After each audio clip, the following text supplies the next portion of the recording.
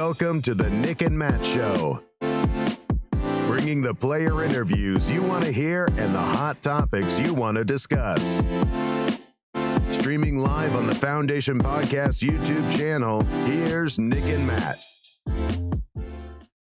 What's up, everybody?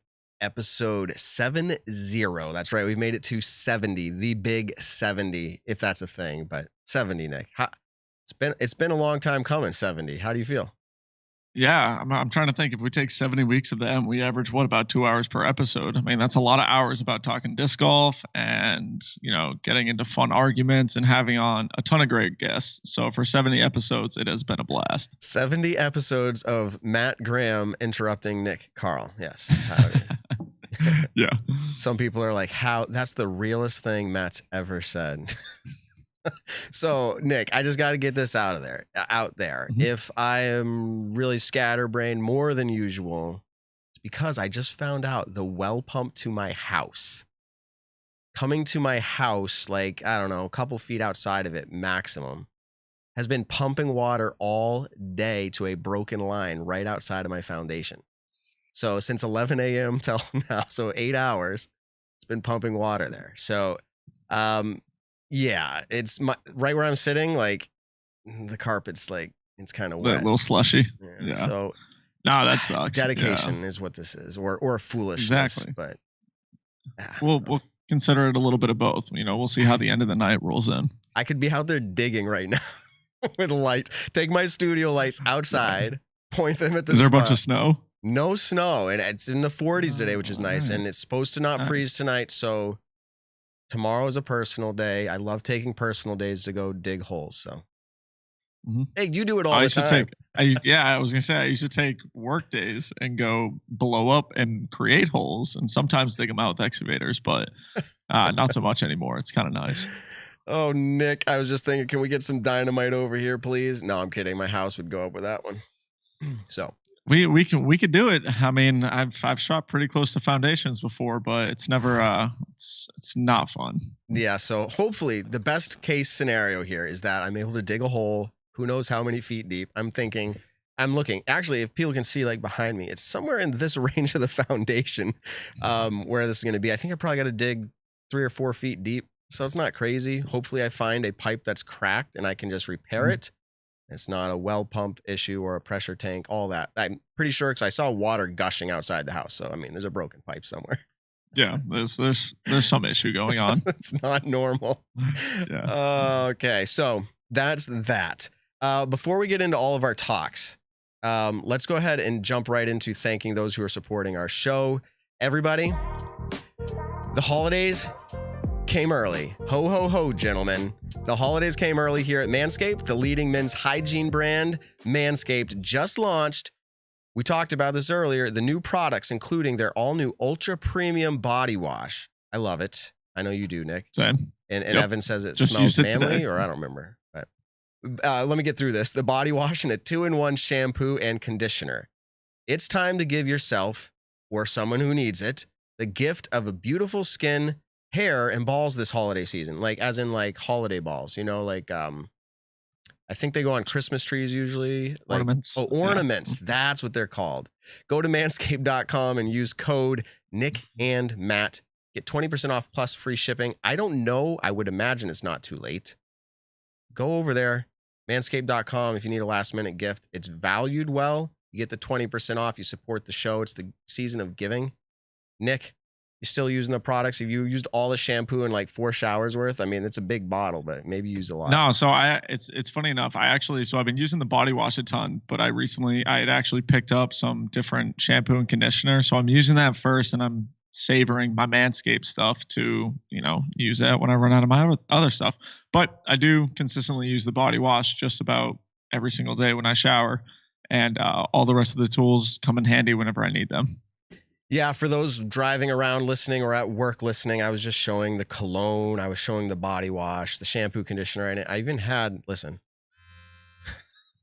I even had the trimmer, the lawnmower 4.0 with the little LED light I was shining at the screen. Great products. Nick and Matt, 20% off. All right, Nick, here we go. Let's let's talk about something before we get into some of our hot takes and things that, are going to light us up. I know Evan's chomping at the bit. By the way, Evan's here, everybody. Yeah, say hi to Evan. How's it going, everyone? So he's in studio with me. Nick's back in Virginia.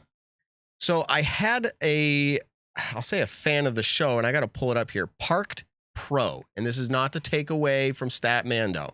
This guy said, in fact, he said, I'm pretty sure Evan could have done this in minutes. And that's what he sent me. But nice. So there you go. StatMando with kudos. And just to talk about it, he broke down, he went and researched PDGA memberships because we're getting close. And before I get into it, Evan, is there a quick way to find out how many members the PDGA has? Do you guys have something? Like active members? No, like how many numbers? Yeah. So easiest way to do it is you go to pdga.com/players/whatever the number is.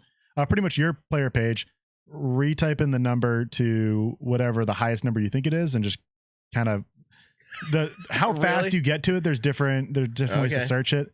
But pretty much you look up, that 190,000 exists.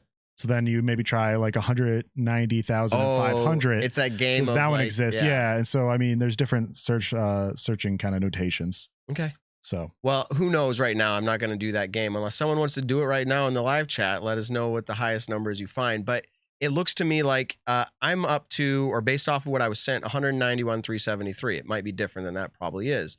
But here's what he culminated together, just to give you an idea of how these play out for countries.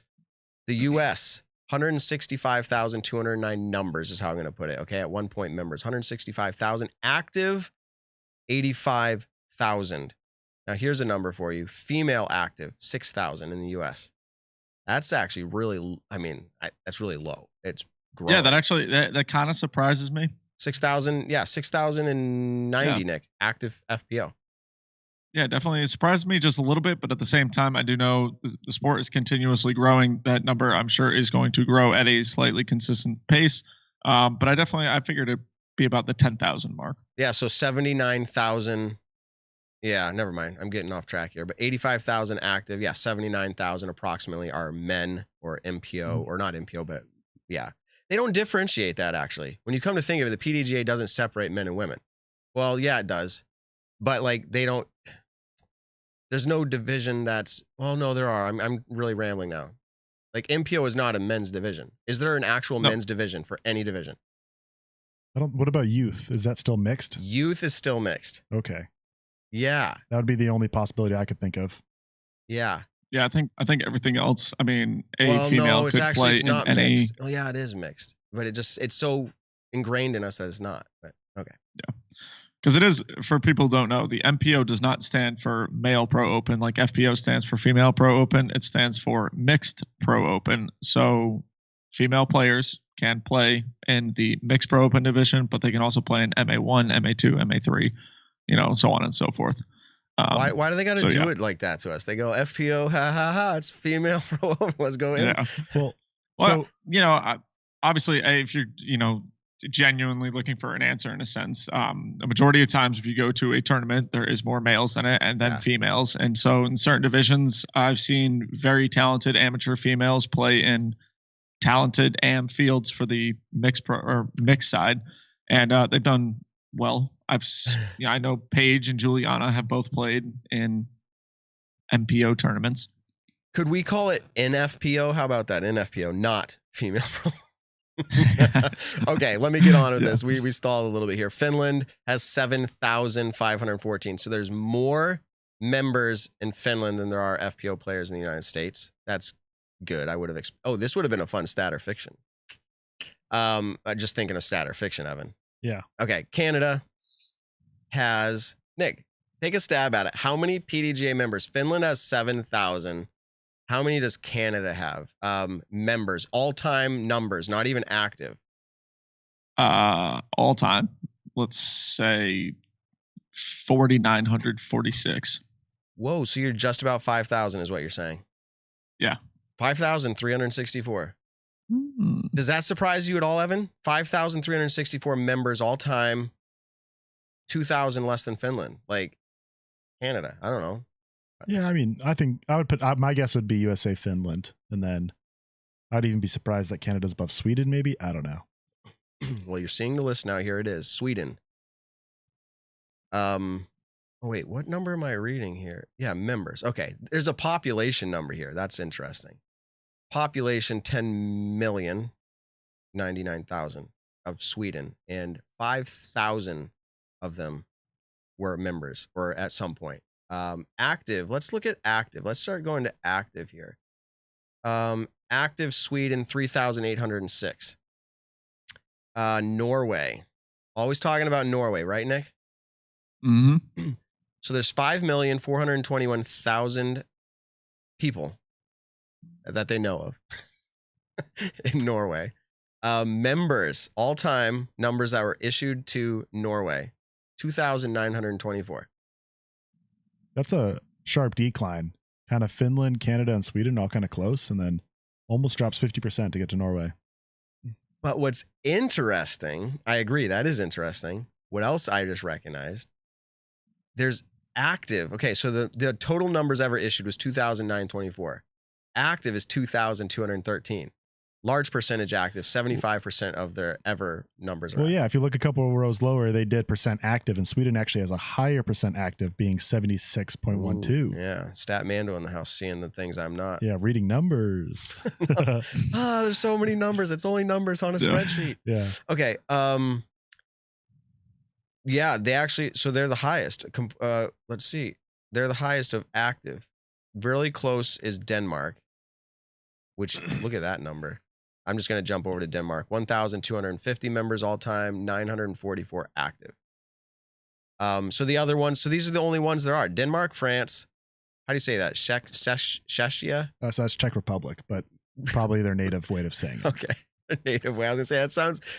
Actually, I think their government changed recently. Yeah. And I think there's actually a Czechia. But that would be what Czech Republic was. Or Maybe they merged. Czechia. I don't know.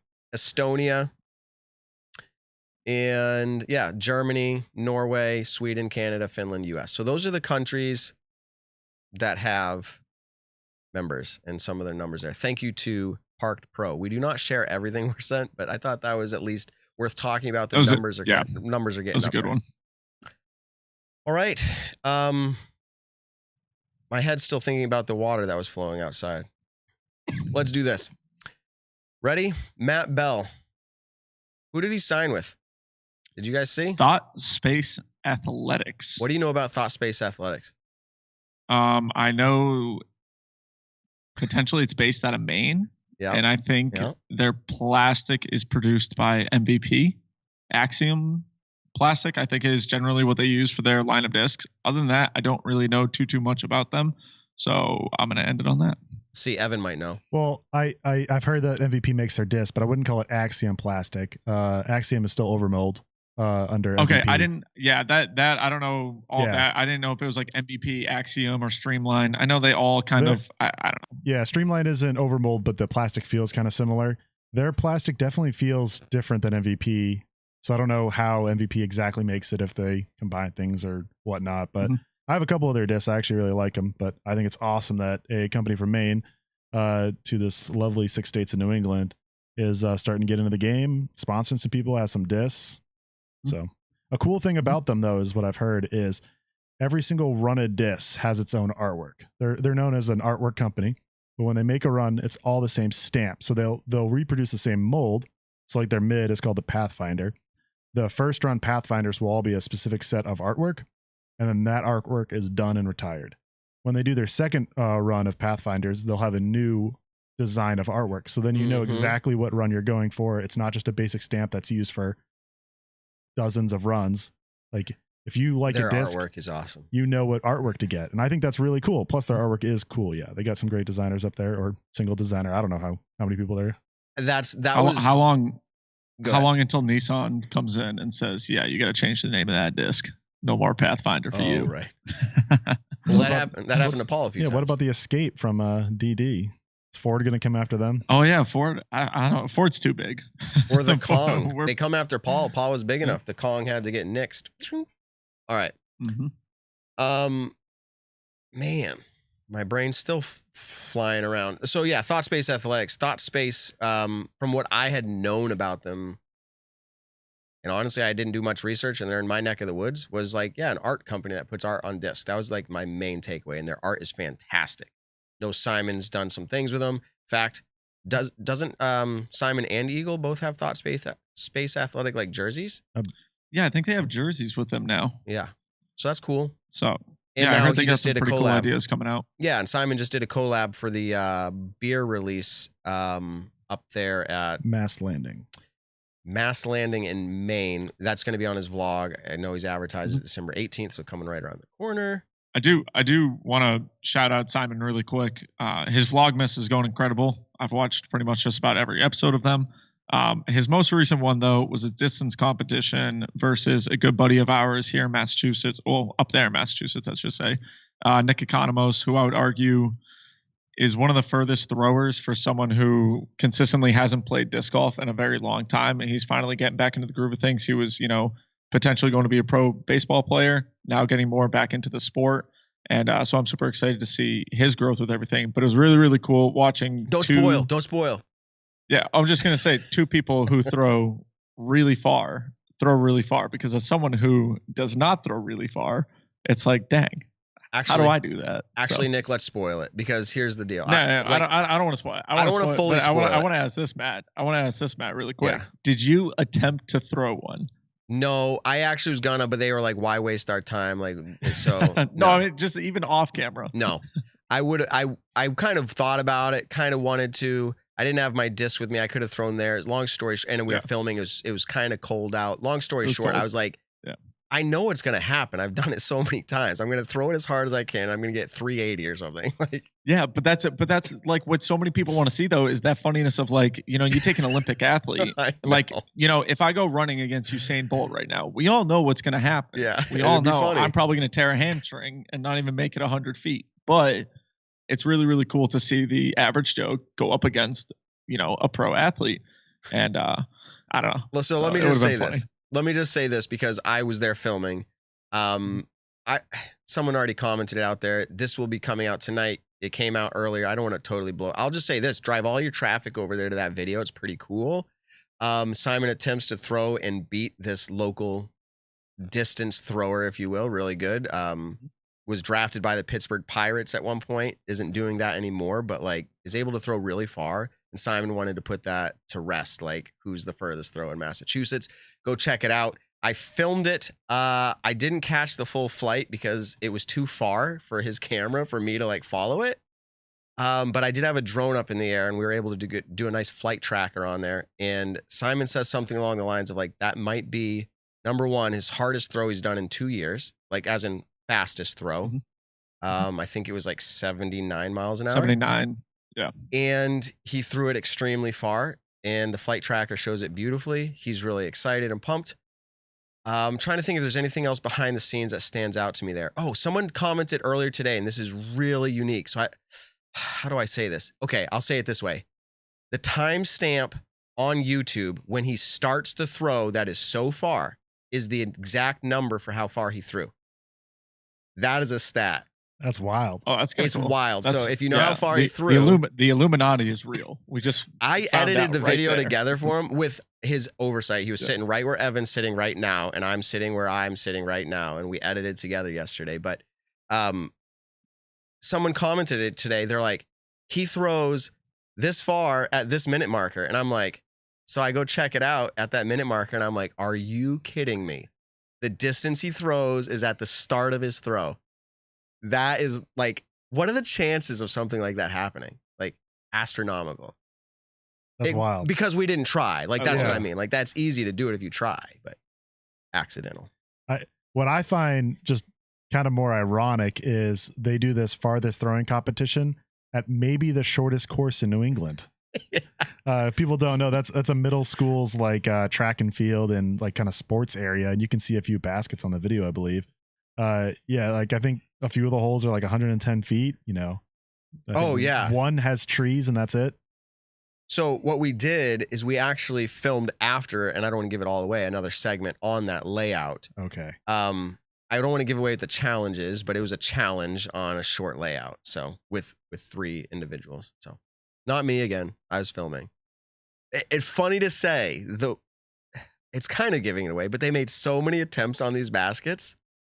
And I had to keep doing the zoom because he's got the SLR like lens, like manual zoom. And I had to keep doing this for, I'm going to guess, like 500 shots. My forearm, I'm like, my arms get turning rubber, guys, from doing the camera. Dude, right? So that was that. Yes, Nick, you brought it up. He threw extremely far. I was excited to be there for that. Very cool. Yeah, it was super cool. It's funny, way back in the day, we're talking, I don't know, probably 8, 9, 10 years ago almost. Maple Hill used to, well, they still do the distance competition, but that's actually one of the first times that I met Nick Eco was at that. He had super long hair, like American flag stamped shorts, and he was throwing it further than a lot of the pros that were out there who are known as the big name throwers, Garrett, the David Wiggins back in the day. And so it was cool to finally see him get on the vlog and really unleash his power. I'll tell you this, he's probably, arguably, the furthest standstill putter thrower that I've ever seen. Like, he just flips up an AVR on a standstill further than I can throw a lot of discs, which is embarrassing on my part. But at the same time, it just is raw power, natural talent. Awesome to see. Love it. I agree. It wasn't my video. This was Simon's vlog, but I wanted to see a putter throw. Like, I'm pretty sure I was he hoping can at throw, the end. I think he can throw a putter over 400 feet, which is very impressive as well. But yeah, that's not what they were doing. So, anyways, off of that, go check it out. Simon's Vlogmas. It's been going awesome to see. Yeah, and that putting league actually looked insanely fun. The putting league that they're doing in West Boylston over there, looks insanely cool. That's just like a town over from me, and I've heard about it. I'm like, oh, that looks really cool, and it just, I don't know, never went. And now I see it, I'm like, oh, that's sick. Like, what? And you get to drink beer, just hanging out in between shots. Yeah, it's like it's an adult playground, and they do it really, really cool over there. So the putting league that we're doing here in Virginia is kind of like a doubles putting league. So you got a partner on the opposite side. You try to get to 21. You work together, and you're going against 2 other opponents. This putting league that they're doing in West Boylston, which I'm sure a ton of other putting leagues do as well, is you have putts from 20 feet, 25 feet, and 30 feet, and you just add up your score as you make putts. Your first putt counts, your last putt counts, like for bonus points if you hit those, which is something that like I want to do more because, you know, when I'm putting, there's really realistically only me to actually make the putt in a tournament. But it did look super cool. I think Marky said it's at like an adult playground. There's just so many cool things. It's called this, and this is a New England play on words, the schoolyard. The schoolyard. Like the schoolyard, if for those who are not in New England, the yard, the schoolyard, the schoolyard. And yeah, it's like wicked chill up there. I would hope to make it too, but the problem is I do a show on Monday nights. I record a show for Disc Golf Network Tuesday nights. I have Simon's Vlog, our live podcast on Thursday nights. I can't quite escape on Wednesday with my family and kids and feel right about it. I do want to get up there. It looks worth it. Nick, Jeremy Coling made a post. Is this cryptic or not? And I'll let the live chat chime in on this. He said something along the words of, and this was a love note in a Facebook post to his fiance, right? They're engaged. Yes.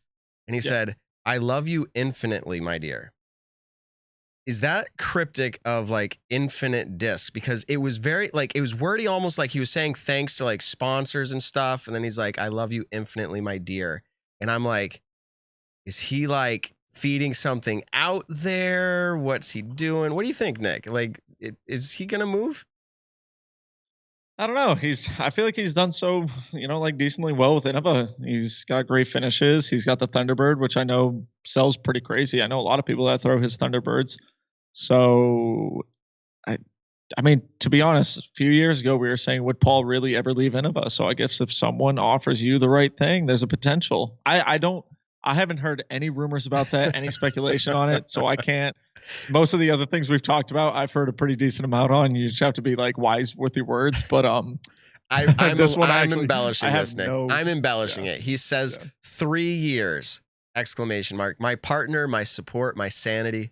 I love you infinitely, my dear. I just thought with all the infinite we've been talking about, is he feeding something out there? But that's a far reach. It would have been funny because I think he's been with Innova now for 4 years. So if it was like, I've loved you for 3 years, and if somehow that all worked out, if it was literally like, once again, the Illuminati confirmed, then No, I don't know. Well- I don't picture that. I see him being, one of the top guys at Innova pretty much the rest of his career.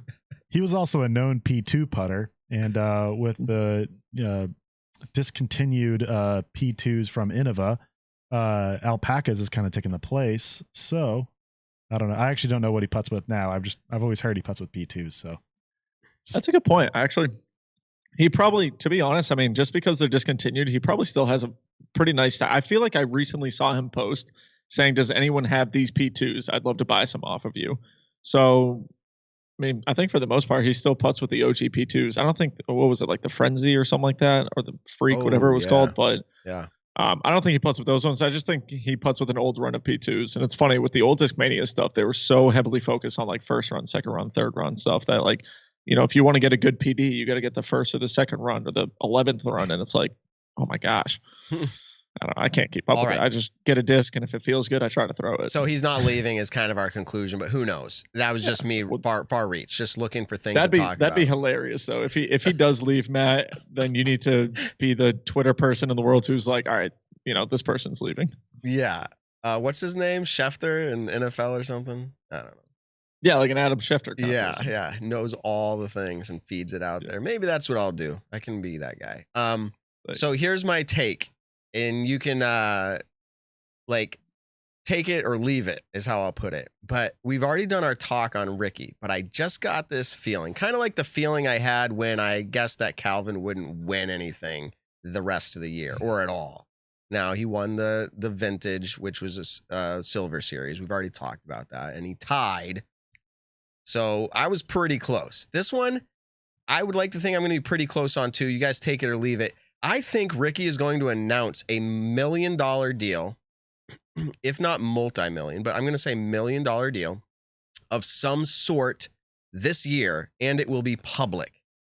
What do you think about that? And either of you, do you have any reaction to that? That is where I am landing right now. I agree 100%. Really? Yeah. Okay. Nick, what do you think? I have two opinions on it. I think if he stays with Innova, that will not be happening. If he leaves Innova and there's a company that can sack up that much money, then it will happen. Reason I say that, I mean, the only other person in the sport in the last multiple years who has multiple world titles is Ricky Wysocki. He doesn't have a U.S. title yet, but we do a lot of companies have always favored the world's title over pretty much everything else. That's almost how you define someone's career, is how many world titles have they won. Then you got the two different one-time champions with James Conrad now, Greg Barsby, and then 2020 we didn't have a world championship, but then dating back before Greg Barsby, it was Paul and Ricky since 2012. So I mean, he is a player who has the accolades. He's won a ton of Elite Series events, not just majors or anything like that. And so he's a marketable player. He has a fan base. I said this a couple of weeks ago. He kind of has a cult following. He's a very, very big fan favorite at a lot of events that he goes to. So publicity-wise, marketability-wise, I think he's always done pretty well for himself. And he is someone technically multiple world titles who could land a very, very big contract. Now, I think $1 million, it's kind of like, at this point, it's funny because you look at Paul's contract, guaranteed $1 million, every year for 10 years. He's a 5-time world champion and now a 3-time world champion. But when he signed that contract, he was, a 2-time U.S. champion. Now he's a 3-time. So you kind of think like, all right, is Ricky worth $1 million a year? No. Okay. You could argue that. You could argue that. I'm doing the what's his name? Brain freeze. The multi-million-dollar lifetime contract, Drew Gibson. I'm doing that kind of thing. So, I'm saying if I want to be more specific, it's $1 million 4 years, the same way Paul came out. Something along those lines. Yeah. Okay? So something along those lines. So that I see more realistic than $1 million a year. Yeah. So say he signs, say he leaves Innova and goes to Pro Discus. Okay. And they say, we want to give you $500,000 a year for 2 years. Then, okay. Yeah. Technically now he has $1 million contract. Mm-hmm. I guess long story short, I think if he stays with Innova, he will not get that kind of contract. I think, he would have to sign 5+ years, maybe 4 to 5 years with Innova to guarantee $1 million. But that's just my take. Right. So Evan, go ahead and give us your thought. Well, if he doesn't get that $1 million mark, I think there's almost a 0% chance he announces it publicly. He's not going to come out and say, "Oh yeah, I've signed a 10-year, $750,000 per year deal." He's not going to do that. He's going to do either, match, because he's going to match Paul or have a better contract. Whether that means it truly is a better contract or not, that's up for debate, as you guys were just saying. You could include it, word it however you want, but he's not going to just straight up say, "I make less than $1 million a year" publicly. But I mean, is that even a bad thing to say though? Like if you don't have the same accolades as another person, and a lot of other sports, I mean, Steph Curry's getting paid this amount, and then take another Damian Lillard, another great point guard, great player who makes less than him, but his contract is publicly announced. I mean, it's almost like, why is everything so secret? Like Ricky is not worth as much as Paul is, and that's my personal opinion. Other people could think he's worth more. Other people could think he's worth the same. I'm just saying, when it comes to a standpoint of like, what player do I think is worth more? I think Paul is worth more, and he hasn't fallen off since he signed that big contract. And I'm not saying Ricky fell off either. I mean, you could choose whether one of them is the player of the year this year. You can have an argument for that.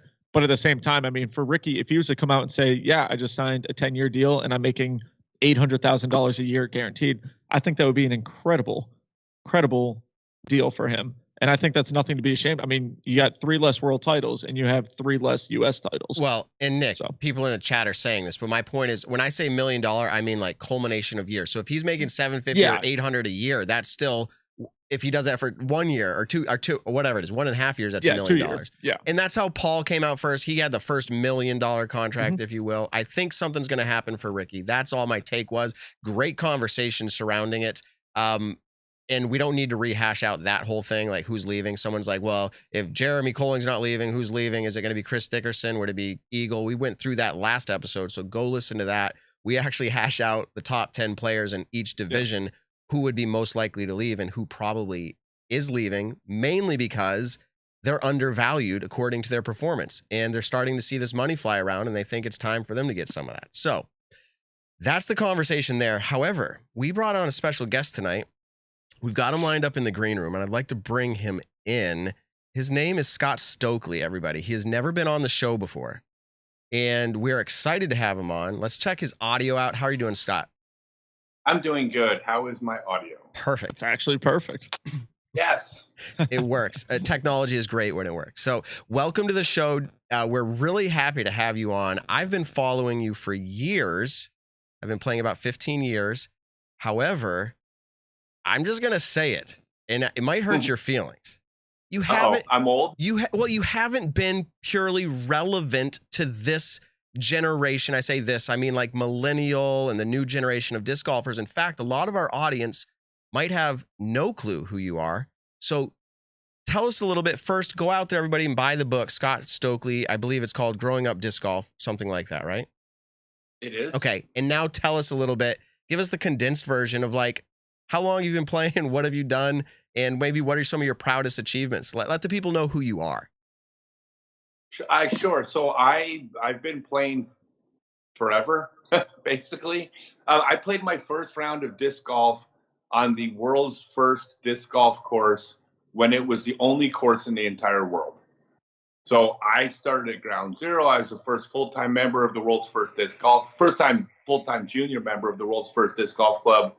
I played throughout the 80s. I toured in the 90s, off and on for 8 years. I was one of the first. I was actually the 7th player to go on tour. 6 players had done it before me. And up until 2001, the trivia answer would be who finished second to Climo twice at the Worlds in the 90s. That would be me. Wow. Sort of proud of it, sort of embarrassed, a little bit of both. But anyways, I was that. I was the Karl Malone to the Michael Jordan for an era. And, but I also spent a lot of time teaching. I went to 220 cities doing throwing clinics. I, traveled around the country, wrote the first book on disc golf throwing technique. Some of the kids that came to my clinics as youngsters were people like Nate Sexton and Greg Barsby and David Wiggins and, all sorts of players who gone on to make names for themselves. And then I quit playing for 13 years. I guess the other thing, I set the Guinness World Record for the longest throw of a flying disc in the 90s, broke my own record. I set the world record for the longest throw of a flying disc sidearm as well. I'm the only person to hold both those records. And a bunch of other like national titles, world pairs titles, like 17 total world and national titles, just not open pro singles worlds. That was second place twice. But then I took 13 years off, and then I came back to the sport in 2014 and toured for 3 years, took a couple more years off, and now I've been back out for 2 years. And what's mostly bring you back out? Because we're going to get into it a little bit later, but you are pretty much announcing that you are returning to the sport kind of like full on. What keeps bringing you back? Because every other job in the world compared to disc golfing sucks. Yeah. Yeah. No, that's a perfect, genuine answer. I stopped playing because my daughter was born. I wanted to be home to raise her. I wasn't going to be on tour. I also needed to be able to financially make a life for her. She went off to college a couple years ago, and that's when I went back out. Everything I own that I couldn't take with me, and my girlfriend, Adriana, who travels with me, anything she owns that she couldn't take with her, we gave away or threw away. We have no storage unit, no home base. We will be traveling, doing this for the rest of our lives, the rest of my life. So my home is on the road. My home is traveling around the U.S., traveling around the world, doing disc golf, adventure traveling. So this is my home. It's the road. Wow. Is it true? The book shows it, right? You got disc golf on your knuckles. Can you show that to the camera? Sure. That's perfect. To our audio listeners, come check it out. That's always been one of the cooler disc golf tattoos that I've seen. A lot of people have, different types of baskets. We always talk about one of the games that we play, doing crazy designs on it. But I always thought yours was very straightforward. It is. It's written very well. I've always liked that one. Yeah, well, I wanted to make sure that I if I ever got this crazy idea about getting another type of job, that nobody would hire me. So, succeeded. Mm-hmm. All right, so you're coming back, and when we say come back, do you view this as? Well, let me just ask it. How do you view this 2022 season as being a comeback, a not comeback, a return? Like I've always been here. What is it for you? 2022. Well, I've been playing tournaments the last couple years. I mean, I think this year playing MP40 and MP50, I think I won 16 tournaments or something like that. Mm-hmm. Open tournament, but mostly MP40. Okay. Yeah, you had an open win up in North Dakota. Yeah, up in mm-hmm. I don't know, it all kind of blurs together. Now I feel really bad. That's okay. They gave me a championship belt, which I actually, because I'm traveling, it's the only trophy that I've kept. I'd rather I donate to a local player or something like that. I kept the championship belt because it's cool. Next year I'm going to be playing the Open Pro Tour. I'm going to play 30 some odd events I got scheduled, every one of them, all the biggest events in the MPO. And I'm going to see how that goes. It's going to be a grand experiment. Okay. A grand experiment. I saw you doing some work with Seth Muncie, Disc Golf Strong, also Disc Golf Pro Tour athletic personal trainer, health official, safety guy. He's a lot of things for him. But you're doing work with him. What are the things you're having to do to get ready for 2022? Do you feel like you have to do things, or is this because you don't want to come in last? Yeah. Well, first off, I ain't coming in last. Okay. I will be in the top 50% when I play poorly. I'll give you a quick synopsis of the decision to go out on tour, because I'm not going out to participate. I was raised in the 70s. Participation ribbons aren't something I'm a fan of. I'm going out. I only am going out because I feel like I can be competitive. Now, I think my rating's in the low 990s right now, but this is how I viewed it. When I decided last April, or I guess it was this year in April, that I was considering going on tour next year in the Open Division, I made an honest evaluation of my game, and I was absolutely ready to not go out on tour if I didn't feel like I could be competitive. But here's the conclusion I came to. I had some medical issues beginning of this year, but at the end of last year, I was 1,010 rated. So I was the second highest rated MP50 in the world. 1,010, at 52 years old is pretty good. Mm-hmm. It's not competitive in the open division, but it's okay. Mm-hmm. However, when I was that 1,010 rating at the end of last year, zero practice. I would just show up at tournaments. I was doing teaching stuff during the week, so I wouldn't practice at all during the week. I would show up at a tournament. Most of them, I would show up Saturday morning, play the tournament blind. So with no practice, playing tournaments blind, I was shooting 1,010 rated. So I felt like if I actually trained and practiced the way you're supposed to if you're being competitive, I felt like 1,025-ish was probably in my wheelhouse. I mean, that's only a couple strokes around above 1,010. Yep. I can see where I can make that up simply by putting during the week, right? And 1,025 is competitive. It's not, lead card frequently, but 1,010, any 1,025 player can win a tournament on a given weekend. Jason Ford was maybe 1020s, maybe low 1030s when he won Music City Open. So, I mean, you have players that are doing that. It's good enough you can get hot. Mm-hmm. And that's when I said, well, that means if I can play at that level, that means I can put it together for a weekend. I'm capable of it. Whether or not I do is hindsight. So I said, well, but then, of course, like I just said, I need to start practicing and training to get in shape. And so I made the decision to do that. This is early summer. And I started going out actually practicing, with a stack of discs and throwing, and almost immediately my arm and my body started hurting. And I realized I was actually 52 years old. I thought my birth certificate was wrong. Turns out they nailed it. Yeah. So I had to step back, and I canceled my last several months of tournaments. And I said, I need to stop throwing for a few months and get my body back in shape. And everything's been about diet, exercise, resistance training. I mean, I'm spending 6 hours a week in the gym and have been for the last 4 months, getting my body in shape. I don't have to be 20 years old, but I can't be 52. I'm trying to have the body of, let's say, a 38-year-old. Yeah. But that's good enough. That's enough where I could actually put the practice reps in. And so that's where I'm at right now. It's all been physical. That's why I've been working with StatMando, all about getting my body in shape, my diet, my cardio. And I am now just begun throwing preparation to prepare for next year. And as of right now, my arm doesn't hurt. Nothing hurts. I feel great. I'm still throwing 550-foot sidearms, 550-foot backhand, so distance isn't an issue. So I'm planning on surprising a lot of people. Mm-hmm. So that was kind of lead into my next question. Ultimately, what is your, what's your goal? There's obviously multiple goals throughout the whole season, but like if you have one specific goal that you were working towards in the 2022 season, it's to win the World Championships. Mm-hmm.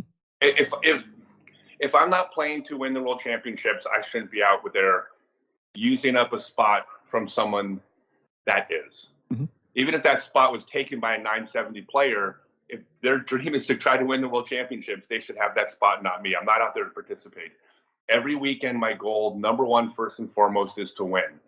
Now, I got perspective in life. I'm older. I have other revenue sources in the sport. I mean, I'm an outlier, but I'm certainly not doing anything other than trying to win. Mm-hmm.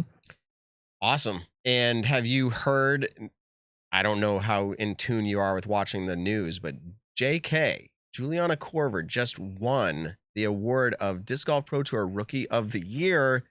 What, if that's your first time hearing it, what's your reaction, or what's your reaction to that in general? And then you could win Rookie of the Year next year for Disc Golf Pro Tour, unless they change things. How do you feel about that? Well, first off, I suspect they're going to change things. My feeling is that I love Juliana, and she's a great person, and I'm a huge fan. And it's one of those situations where these are the rules and guidelines that had been established before the thing happened. Regardless of what happened, you can't change it after the fact. Mm-hmm. Certainly, all Juliana did is went out and competed, and the rules have been set. And but I get the problem people have. It's obvious. I mean, I don't need to explain why. We're gonna rant on this. We're gonna rant on this later. Yeah. But I just wanted your opinion. Yeah, it was good. It's one of those things where it's just it's hindsight. I think if you could look back with hindsight, you would say, oh, things maybe could have been set up differently. But the DGPT is awesome, but they're still made up of people, and people make decisions that they think are the best, and then you evaluate those decisions after the fact, and sometimes you change them. So I don't know. That's my take on it. As I think that I get the problem everybody has, and at the same time, you won according to the rules in front of you too. So if they don't change them, you could realistically be that guy next year. So we'll see. Yeah, I don't. Here's my hope. By the way, if anybody's listening, I hope the DGP comes out and says, you know what, this is why this happened, and guess what? We've reevaluated and we're giving out a co-winner this year. And I think there could be a second winner even from this year, even after the fact. Why not? I mean, they get to make the rules. It's their organization. Mm-hmm. So, well, the PDGA didn't they do joint players of the year, the PDGA last year? So, I mean, yes, it can all happen. Did you ever? I mean, it's your club. You make the rules. That's right. Did you ever get your trailer? Yeah, did you ever get your trailer back? You had a trailer stolen. You don't have to disclose what was in it, but did you ever get it back or find anything out about that? No, they needed meth more than we needed everything we owned, basically. Yep. No, we never got anything. We never got it back. I didn't expect to. Even if we did get it back, it's not like it's going to have anything in it. All we know is that a maroon minivan pulled into the parking lot of the hotel at 5 o'clock or something in the morning and hooked it up and drove off with it. Jeez. Wow. What a world. Here's the thing. So my life is really, really, really good. Like if I go and complain and try to cry about this thing, when you include this and everything else I'm able to do with my life, I'm so happy. I've never been happier living the life I think many people would trade places with me in a heartbeat. Who am I going to cry to? I lost stuff. Mm-hmm. That's nonsense. It's stuff. The next day I drove to another Frisbee tournament and played Frisbee all day. Mm-hmm. Crimea River, right? Yeah, exactly. One of the things going out onto the road for a lot of disc golfers is sponsors, disc manufacturers. I noticed you're wearing a Castaplast polo. I didn't know if, you. So 2022, are you looking at a single disc manufacturer? Are you any sponsors helping you out on the road next year? Or are you just kind of flying solo and doing your thing, proving everyone wrong? I have a lot of announcements. I've been working on this for about the past 18 months. Mm-hmm. I have a mixed bag. I have a number of disc companies that are sponsoring me next year, including some major companies are all participating in my mixed bag. In fact, hypothetically, I am not saying this is true, but hypothetically, if I had a whole bunch of different Tour Series discs coming out, and if I had Stokely golf bags, Stokely golf carts, Stokely barbecue sauce, and such products, they would probably start being announced on January 1st. Gotta love January 1st, 2022. I think that's a day that we're all looking in the content creation world of all these barbecue announcements sauce. Plays. Yeah, barbecue sauce, carts, bags, everything. If I had 4 flavors of barbecue sauce, what would they be? And if each of those 4 labels had a capital letter D, I, S, or C on each of them, basically forcing you to buy all 4 and then buy 4 additional ones that come out in the spring that spell out golf. Hypothetically, you'd hear about them in January. And so good. They're the Castaplast Berg, or the Castaplast Lutz. Okay. I took a marker and drew a picture of myself on it with my logo. You're a pretty good drawer, then. Thank you. Yeah, I drew those myself. Maybe I'll get picked up and announce them on January. There's so many announcements that could potentially or hypothetically happen. I can't wait. And I mean that seriously. There's a lot of things that are going to come out, not just news that you're going to release. There's a lot, and we're excited about it. Tell us a little bit about teaching disc golf seems to be something that you do well. I know that Simon, we hang out fairly often, and Simon has mentioned it here and there. Like, hey, Simon can observe and see maybe issues, but he's not good at like providing the way to correct that, if you will. And he thinks, Right. and he thinks that you do well with that, and I know many others do. Is that just your personality that you've developed playing on your own for a long time? Like, and are you passionate about that, teaching disc golf? Yeah, I take teaching disc golf every bit as serious as I took competing. I want to be the best teacher in the world. That's the competitive part of me. I want to be the best at everything. I do more teaching than anyone else in the world. I did my 500th clinic in February. This year, I keep feeling like it's next year. This year, I did something full day seminars all over the country. In the 3 years leading up to this year, I did more than 1,200 private lessons around the country, about 2/3 of them by video because of things. I take teaching more serious than anybody, and I've developed a different approach. I mean, I cringe every time I say this, but I call it the Scott Stokely disc golf method, but I hate sounding like I'm talking about myself in the third person. But for business and branding purposes, everything's going to Stokely to it, right? It It's works. what you do. And it made me laugh, but it works. Your joke made me laugh talking about yourself. That's like a Seinfeld skit. Okay, anyways, yeah, go on. Sorry. Oh, I mean, if it was anybody else, I would tell them they should do that. They're like, doing a podcast, I'm calling it this podcast. And I'm like, no, you call it your name podcast. Your name is your brand. The Nick and Matt Show. There you go. So, but I've developed a method, and just to give the 10-second version of it, basically, and this is 30 years in the making, but there's the two most common ways of learning disc golf are both inherently flawed. The first is figure out what works for you and do it. It's like, no, physics, biomechanics trump everything. There's a right and a wrong way to do things. So you can't just do what works for you. But the second way that's equally flawed is thinking that there's an exact specific way you're supposed to throw. This is the process of watching Paul throw in slow motion and trying to emulate when his hips turn and when his foot goes from toe to heel and try to do that. And as virtually every person that's tried to do this knows, that also doesn't work. And the reason why is because everybody's bodies are different muscle mass, different flexibility, different scar tissue in different areas. Twin brothers raised side by side. If one of them plays water polo and one of them plays tennis, we'll actually develop different bodies at a structural level. We're not identical. So you can't emulate an exact technique. So what I've developed is the fundamentals that all the top players have to do. It's not a matter of doing what works for you. You must do these certain things. It's etched in stone. But once you do those certain things, there is variance and flexibility around how you do them. So you have to do these. However, your body will figure out the way your body was meant to move within those parameters. Mm-hmm. And that's different. And that's the customization that's why all the reviews are so good and why everybody is so happy when they come to my seminars or even my YouTube videos when I teach. I don't teach the specific details that don't work on all the other videos. I teach you the fundamentals of doing something and then let your body figure out what works within those guidelines. I'm really proud of it.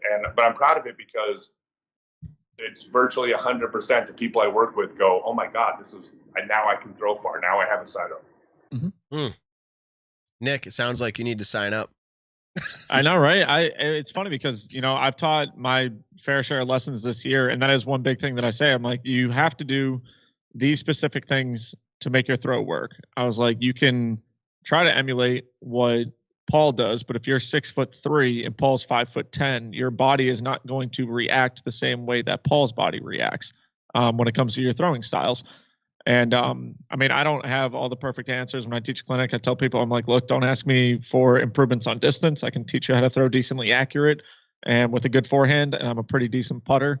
But there are definitely things that I think every disc golfer in the world still, you're a student of the game for as long as you're playing the game. So you never unbecome a student. You're always trying to learn what is going to help out. If you look every single offseason, pros are tweaking their form just that little bit to try to get that longer lasting style of throw. They're not killing their bodies, and they're also looking to improve on every single part of their game. Yeah, and this is true. It's like every professional tennis player serves the same way. Mm-hmm. However, Djokovic, or whoever, I think is a Serbian tennis player, would do impressions of tennis players during rain delays, and everybody in the stands could recognize who he was doing an impression with, because everybody's different. Mm-hmm. Except they're not. They're all serving the same way. Golf swings are all the same. There's a right and a wrong way to do things, but you have to figure out how you do those things. Mm-hmm. But that's what works, and it opens up doors. I think, yeah, I like what you're saying. There's a right way to do it. You have to it's not figuring out the way. I hear what you're saying. I'm not going to reiterate it. So let me get into this. We actually going to have some interesting, I think, some stats. We have StatMando. Here's Evan on camera. We're going to pull him up in a second. Hello. To talk. Evan is one of the faces behind StatMando, who's revolutionizing the stat side of the sport. The live broadcasts, or a lot of the stats come from them. He's going to pull up some about you, what we found on you. We did some research. We had to dig pretty deep. And but I think he found some. So actually, let's go right to it. Evan, do you have any stats at all? Yeah, I mean, Scott mentioned earlier that he had 16 wins this year. That's the most for his career. Whoa. He had 12 wins in 2015 and 9 in 2018, which all beats his 90s record in 1997, which was 8 wins. Someone actually said it in chat, and I had it in my mind too. Do you know what Simon Lazat's most popular YouTube video is? Yeah. So yes, the one with me, it's over 900,000, and his second highest video is about 550,000. So my video is almost twice his second most viewed video, and it is twice his third most viewed video. Yeah, it's he was surprised. The funny thing about this is that after this happened, I'm talking to him on the phone. He goes, "I guess the algorithm changed," and I'm like, well, "It was because it was me." And he's like, "No, I think it's the YouTube algorithm." Well, the very next video was I think he was shooting with Paul at Paul's new course, which is like, that's as clickbaity as you get. Who doesn't want to see Paul's new course? And it's like at 250,000. And so I was like, I'm better than Paul. Let's get the Scott. Yeah. That's not what I meant. But no, yeah, I was really proud of that. And Simon has not given me a cut of his ad revenue. But Simon's out there listening. He's probably editing right now, listening, and he's going to comment and he's going to say something smart, I'm sure. Love the guy. All right. Everyone loves Simon. He's such a great guy. Yeah. All right. Evan, got any more? Yeah. So you've actually only played one Elite Series, National Tour and Disc Golf Pro Tours before, and that was actually in the Masters division at the 2015 Beaver State Fling, which you won. And I mean, I just think that's crazy. You're heading out onto the tour next year, and people are excited to see you on the Pro Tour, but you haven't even played any National Tour events in Open either, which has been around since 2003. So totally different scenario. From like 2000, 2001-ish until 2015 or 2014, I didn't play at all. So, but I realized I was 1 for 1 in NT events. So pretty much, like, I'm unbeatable. And the NT now, we'd like to say it's gone away, but now it's officially managed by the Disc Golf Pro Tour. So, the two, right? Yeah. Just a few more. Your best event rating was at the Discraft Bob West Memorial in March of 2000. You averaged a 1038. You came in first in an 8-tier Open win. Your second best one was actually from 2020, although it was just a 1-rounder called the Jolly's Ranch Warm-Up, which is a 1034. The most cash you've ever won was $2,336 at the 1998 World Championships, which you finished second to who we all know, Ken Climo. And then you also have another $2,000 winner, 2,180 at the 1995 Japan Open, where you finished third. There you go. That's cool. That's, the money was not what it was back then. But I don't care. I mean, so I literally don't care about prize money. One of the things that I'm really proud of is that starting in April of this year, I've decided that every single tournament I go to, that I think it started on the beginning of April this year. Every tournament I go to, I give the tournament director the name of a local autism organization, and 100% of my prize money goes to that autism organization. So, cool. And I've already decided to do it for next year. So any prize money I win on the Pro Tour next year is going to be sent directly to whatever organization I'm playing for this week. And that includes skins money, that includes ace pulls, every single thing. Like, I don't play for I'm an amateur, basically. I don't play for money anymore. Wow. So listen, he said I heard the quote, we're going to snag it out and we're going to clickbait this video. Scott Stokely said he's better than Macbeth. Okay, that's one. That's one. Number two, he's doing Macbeth things before Macbeth. He's donating all of his winnings. So, I mean, maybe there's something here. So awesome. Thanks for sharing those, Evan. Yeah, I got a funny story about the Paul thing. So the first time I played a tournament round against Paul, they put us on the first, whatever card together. It was one of the few 8 tiers I played in the open division. And on the very first hole, I threw it under the basket. Paul threw it about 10 feet from there, but just right out of bounds, and dropped his putt in for par. And I got a birdie on the very first hole of the the tournament with Paul. And there was this little voice inside my head that said, I should just walk off right now and say, I have nothing more to prove. And you didn't, though. No, I stuck around. All right. But I thought about it. Nick, I've got what I want to ask him before we get off the topic of disc golf fully, but what do you got? Anything? No, go for it. All right. I'm actually just looking up something. We've messaged for a little while. You reached out and said, hey, enjoy the show. This was months ago or longer. It might have even been last year. We've corresponded a little bit. I'm glad you're on, but something you said to me recently spoke to me, and I'm just curious where that comes from with inside and what you can share for everybody else out there. You talked about maybe bullying and haters. You talked about haters. Just generally, what's your view on that? Maybe you're like, I don't know what I said, but just share maybe your perspective on haters, because I'm sure you've had a few in your life.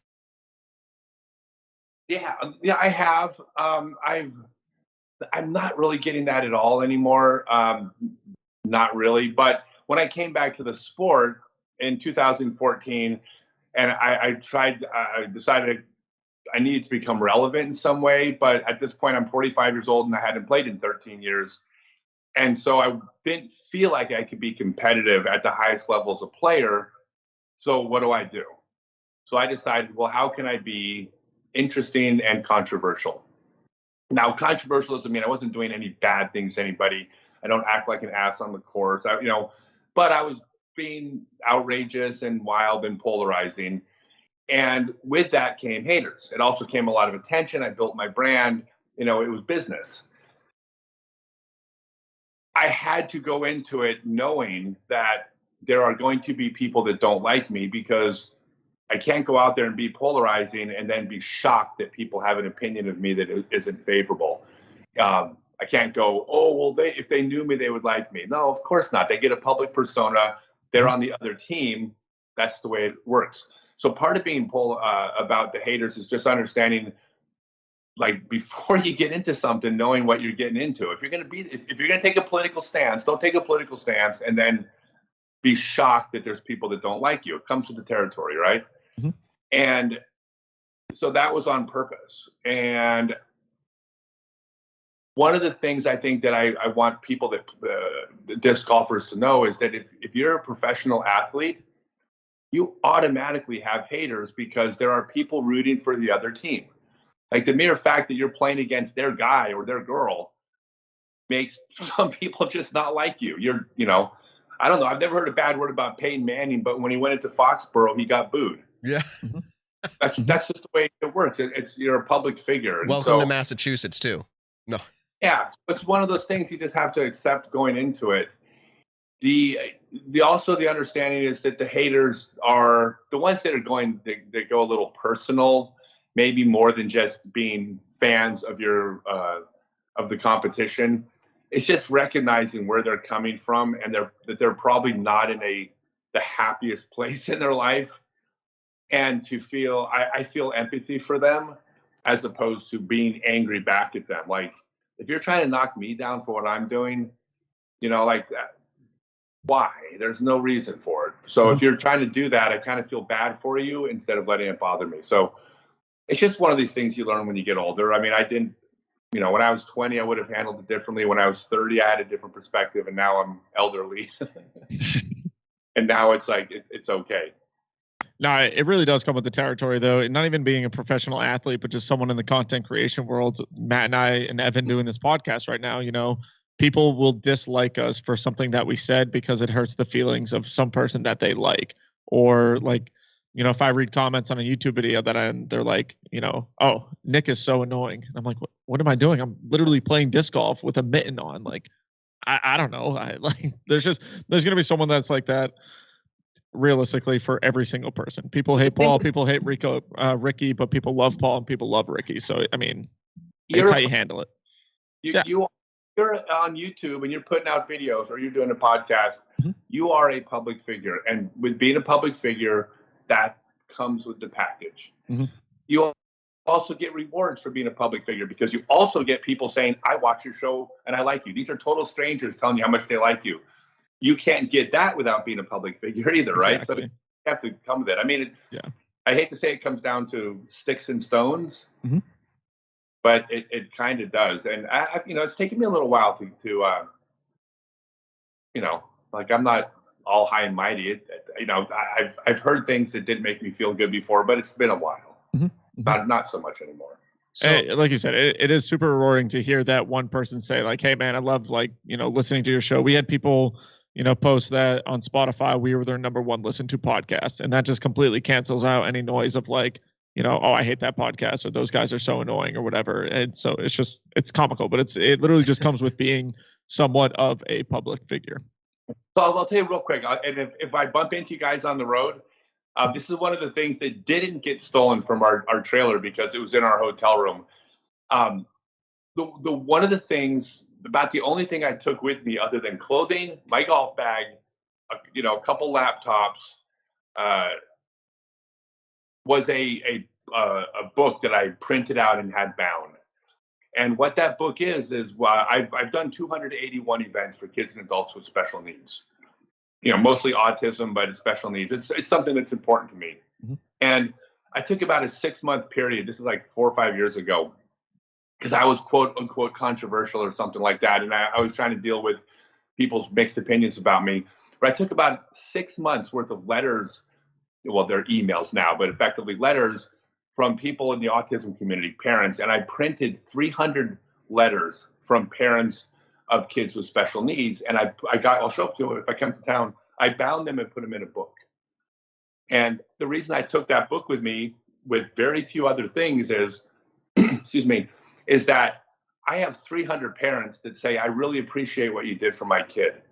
And my feeling was, is if things ever got tough in my life, or anything that I didn't like, I could pop open this book and I could be like, "Yeah, this is what matters to me."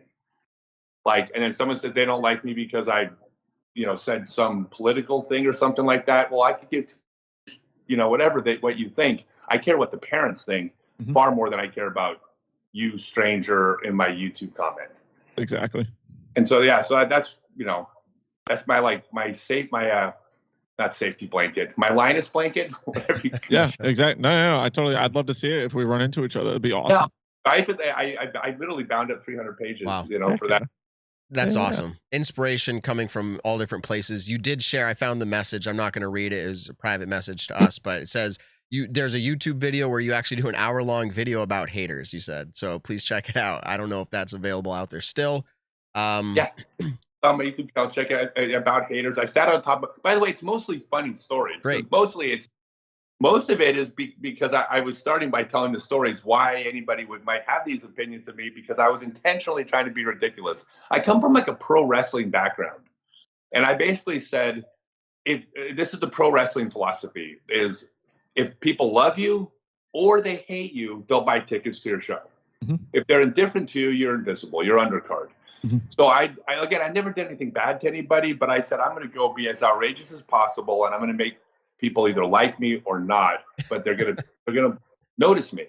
Yeah. And So that comes, the phrase that comes to mind is those who mind don't matter and those who matter don't mind. And I think here's the deal. A lot of our live listeners, like right now, we've got about 300 in here. They're always supportive. The people I run into in person, always supportive, Nick and me. And then when Scott messages the Nick and Matt show and says, you guys are as professional as they come. If you stick with it, you'll become an absolute mainstay in the sport. That is not a public comment, everybody. That was Scott Stokely. I just shared private messages. But the point is, it's the private stuff. It's the in-person contacts. That's what I'm trying to point out, Scott. You're right. It's the people who actually support what you're doing that actually are the voices you should care about the most. I believe that too. yeah. And by the way, the reason I wrote it directly to you is because if I write it publicly, then it's self-serving. Yes. What God is. And I'm not above that. I'm still promoting my brand. Oh, absolutely. Yeah. I write a lot of people direct. Yes. Yeah. You know, I message Gary to say congratulations. I didn't post it. No. And I was teetering on even sharing that, but I only saw that in a good way. And I'm being honest when we say we get messages quite often about people wanting to come on the show. You just generally came on and just said, hey, I like your show. Keep it up. That was the very first thing years ago. So like, it was good.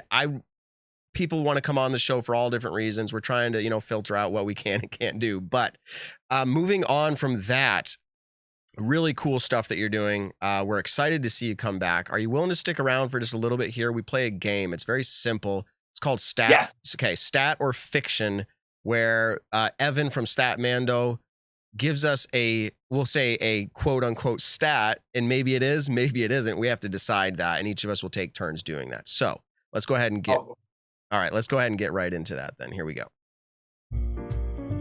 All right, everybody, Stat or Fiction, presented by StatMando. I do this every week. I leave the points up from the previous episode, so let me get rid of those so there's no advantages. Okay, here we go. StatMando. Evan, go ahead and give us the first one. All right. Oh, wait a second. Why did it mute you?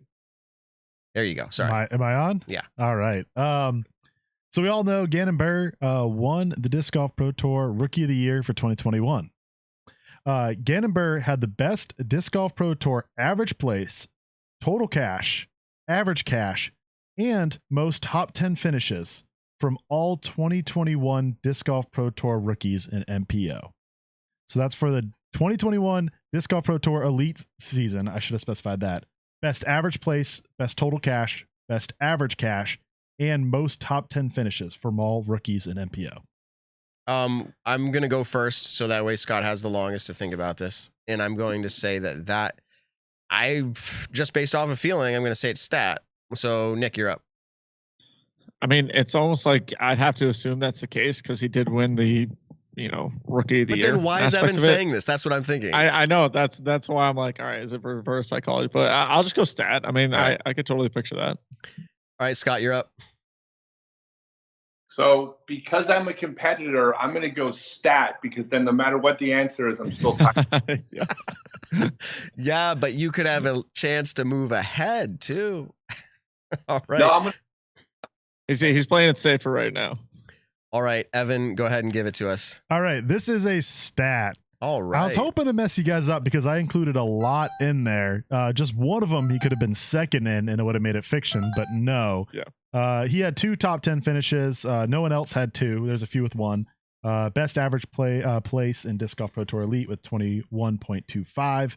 Most cash, $8,177. And average cash averaged out to $1,022 per Disc Golf Pro Tour Elite event. And isn't he 16 years old? Is he 16? He's young Rookie of the Year. Or rookie Disc Golf Pro Tour Rookie of the Year. Yeah, Pro Tour. All right, so we all got a point there.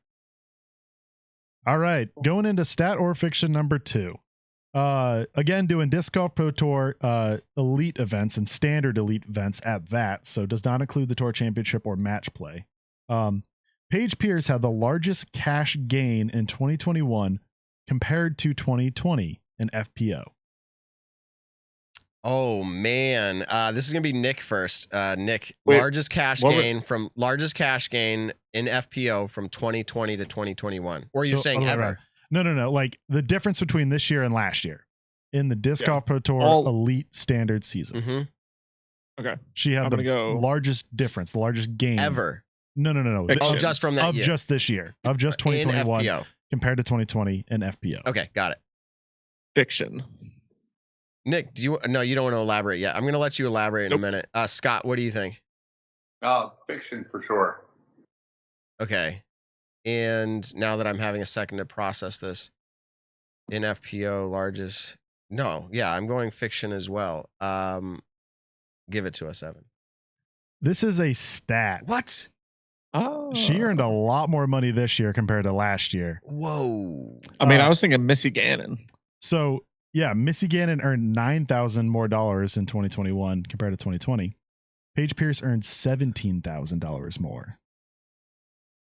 Prizes. Hold on. You said no finale was in there. That's why I forgot. Yeah, about standard that. events. Okay, that's fine. Yeah, I mean, that's not to say that Pierce should have been most improved. That's not what I'm getting at. But No. the most improved cash was Paige Pierce. Payouts are going up a lot. Paige still had a fantastic season, even if people said it was a down year. All right. Well, we're still tied up, Scott. Your strategy's working. My strategy's working. When Nick and I split, you're going to have to make a decision. Actually, you're first. You're going first this time. Go ahead, Evan. All right. Jumping over to the most improved in MPO, ended up being Kyle Klein. Kyle Klein's most viewed round coverage on YouTube is from the final round of 2021 D-Glow. Kyle Klein's most viewed YouTube video of 2021 or ever. No, ever. His most viewed ever round coverage was from D-Glow in 2021. Okay. And don't worry about year. front nine, back nine. Just Right, consider just this it. year. Right. Which event was Got it. Which event? Fiction for sure. Okay, Scott, it was cutting out in just a second, but you said fiction. Scott said fiction. I am. What would be higher than that? Am I missing something? What event would have been higher than that for Kyle Klein? Ooh. What was the event that got cut short? Did that video make it up? That was Ledgestone, right? I'm gonna say stat. I'm going stat, so we're splitting here, Scott. One of us is doing good, one of us is doing bad. All right, Nick, you're up. I'm going to go fiction as well. All right, Evan, give it to us. All right. This is fiction. All right. I'll say what event. We have a tiebreaker though. 2020 MVP Open had more views. The final round on Jomez. I knew there was an event. And yeah, it was a good amount more than D-Glow of this year. Oh, man, I knew there was an event. Like in my head, I was like, what would be the other event? If I wasn't rushing myself, yes, that was a breakout event for him. That was his breakout event, if you will, lead car to MVP.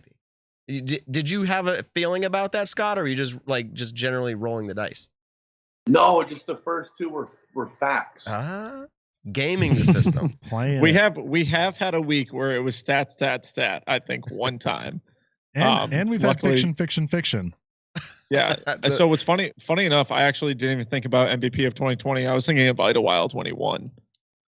But I couldn't remember if Jomez did the coverage for Idlewild or if it was GK Pro or Gatekeeper, one or the other. Right. But yeah, 2020 Jomez, that makes sense at MVP. We're tied up, Evan. Great tournament. You got something. All right. Well, we're going to stick on that. How many views did his 2020 MVP Open round coverage get? That would be from the front nine, which was okay. high. At MVP, the event we're talking about, how many views? Views on YouTube did the front round of the final round get? To the closest, whatever. So just make your first guess. Nick would be first, I think. We'll go. So how many views totaled? 730,000.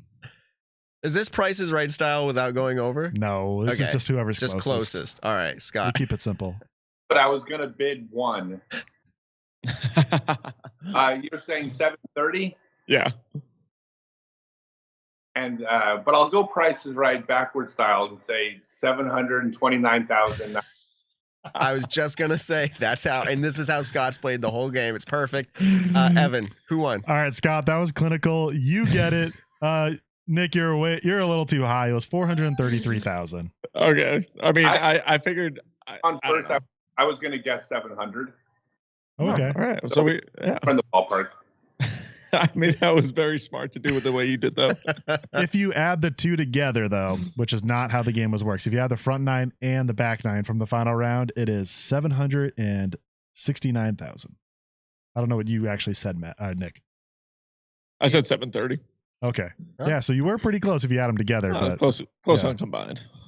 All right. So Scott won. Let's get out of this segment here. And I actually cleared out the points right now because every week, this would be the first. I made it all year. I didn't do that. I just did it tonight. Okay. We'll be good coming into next season. All right. Hey, Scott, is there anything we missed to talk about that you feel like is relevant that you'd like to talk about before we let you go? No, I appreciate you guys, everything you do. Every, I mean, this is going to sound so cliche, but every cameraman, every spotter, every podcast person, every content provider, like the sport today is where we dreamed it would be for 40 something years. And the amount of people that contributed, it's like, you're literally part of history right now, you guys. Like, you are part of this, a lot of people that are making the sport what it is today. So I appreciate you. Thank you for having me on.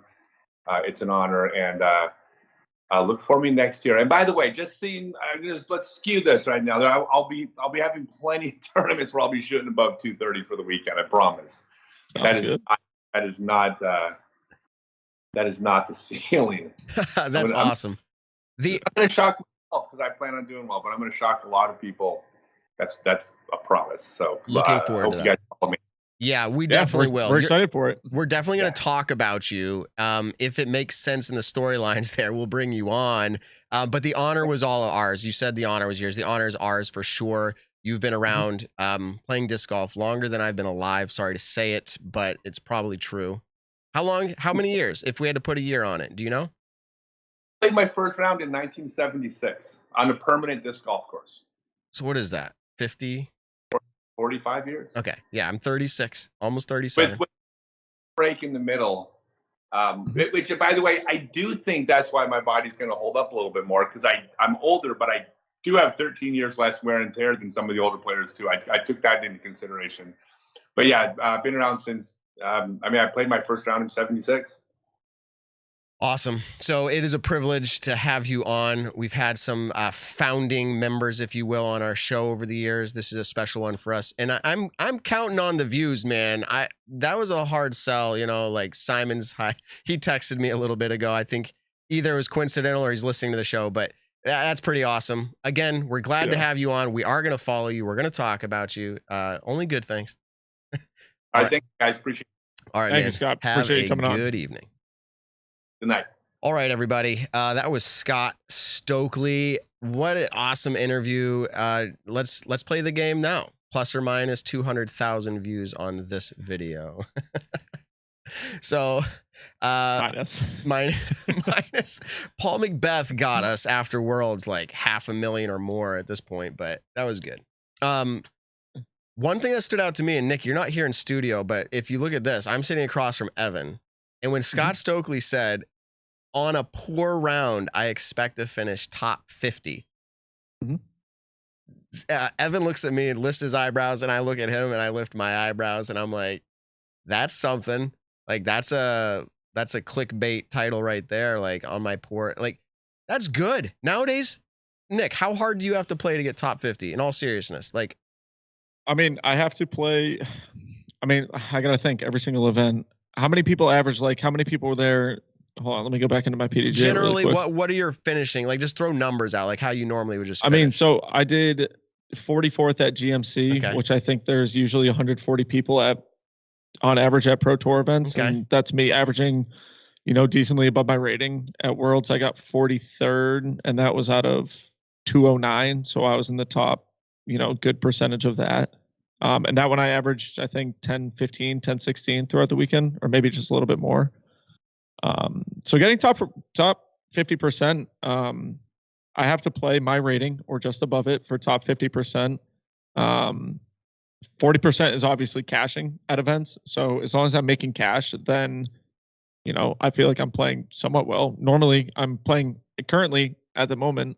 If I cash at an Elite Series event, I would have played above my rating. So, I mean, you can say that is a positive thing. I may say that I could have played a lot better. I know there was 2 putts that last round at Worlds that if I hit those, then I shoot like a 1060 rated round, which would have been one of the hot rounds of the day. But it was 2 putts inside of 30 feet. That, yeah, exactly. It's there's Scott's smile. I love that. It's 2 putts inside of 30 feet that I bet you all 205 pros at that event could say we missed 2 putts inside of 30 feet too. Right. Like woulda, shoulda, coulda. You know. So, but the point is, Scott goes when I play poor. Though, yeah, play wise though. I mean, you do have to play well to be in the top. If I play bad, I shoot well outside the 50% currently. That's just my range of motion currently. So I'll have rounds where I'll pop a 1040, but I'll also have a round where I pop a 970. So I mean, it's hit or miss. Yeah. So we're gonna see if he places outside of top 50 is how he put it. He didn't even say 50%, but outside of top 50. That he must have had a horrendous round. Now, I'm joking. If he was on here, I'd be saying the same things. Like, I'm rooting for him. Okay, what everybody came here for a topic tonight, maybe you did, maybe you didn't. You wanted to hear our thoughts on how this Rookie of the Year nonsense played out. Disc Golf Pro Tour Rookie of the Year announced, was it yesterday? 5-time world champion, a 5-time world champion, veteran of the sport, Juliana Korver, wins the title Rookie of the Year. The internet goes wild. Now, could be a vocal minority. It could be a lot of people. I've seen a lot of different things. Evan from StatMando, who sits quietly and patiently so much of our show. By the way, everyone, you love StatMando, you love Evan, let us know. I know they do. We're glad to have him here. I'm giving him the floor just to air out. What is this? Festivus? Look at the StatMando hat. It's got like this Christmas tree thing going on. We call it like the Festivus, which is Seinfeld's airing of the grievances. So this is Evan's turn to talk about what he's seen, what he feels about it. It's that whole topic, and then Nick and I will probably have some conclusions on it of our own. So. I don't know, from how hyped I heard he is for this topic. I don't know if I'll be able to speak till 9:00. We'll see. Nick just starts like closing up shop. I just slowly start leaving. Be like, you know what? I text Matt. Be like, you know what?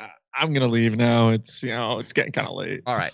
Without further ado, though, no, really, 5-time world champion Evan. Talk to us about what you're thinking on that. I have my feelings, but I want to hear yours. Yeah. So you said she's a 5-time world champion, right? How many Pro Tour events did she play before this year? Do you know? StatMando will have to find that for us. No, 0. Okay. She played 0 Pro Tour events before this year. And with that, this is the Disc Golf Pro Tour Rookie of the Year. It's not the Disc Golf Rookie of the Year. It's not the Elite Series Rookie of the Year. It's not the PDGA Rookie of the Year. She would not have my vote in any of those. But this is the Disc Golf Pro Tour Rookie of the Year. She has played no Disc Golf Pro Tour events before this. So to me, I think she was by far the best player who qualified to be a rookie. A lot of people associate the word rookie with young player. That's not true. Rookie's really just the newcomer. And if the award was called the Disc Golf Pro Tour Newcomer of the Year, I don't think people would have a problem. I think it's people just associate the word rookie with young, and then she's like, what? She's 50 years old. She's dominated the sport in the past. Like, how does that make sense? So what I want to do though is bring up some examples in other sports, because in basketball, or what I should say is in the NBA, it's not the basketball Rookie of the Year, it's the NBA Rookie of the Year. In baseball, it's the MLB Rookie of the Year, not baseball Rookie of the Year. This is the Disc Golf Pro Tour Rookie of the Year. So in 2001, a man named Ichiro Suzuki came over to the United States to play in Major League Baseball. I'll keep this quick. He was one of my favorite players, by the way. Yeah, he's awesome, dude. He played a long career in Japan. Before that, in the MPB, it's the pro league in Japan. He was a 7-time All-Star. He was a 3-time MVP in his conference within that league. He was a 7-time Golden Glove. That's best fielder at his position. He was a 7-time Best 9. That's essentially also being an all-star. He was a 2-time Shoruki Award, who greatly contributed to the development of professional baseball. And he was a 7-time league batting champion. This guy was highly decorated, decides to come over to the U.S. There's some reasons why he couldn't play earlier. He leads the Mariners to 116 wins. This is tied for the most wins of all time in Major League Baseball. He wins the Gold Glove in Major League Baseball. He wins the Silver Slugger. He's an all-star. He's the AL batting champion. He's the best batting average of everyone in the American League. He has the most stolen bases, and he has 242 hits in total, which is the 9th best at that time and the best since 1930.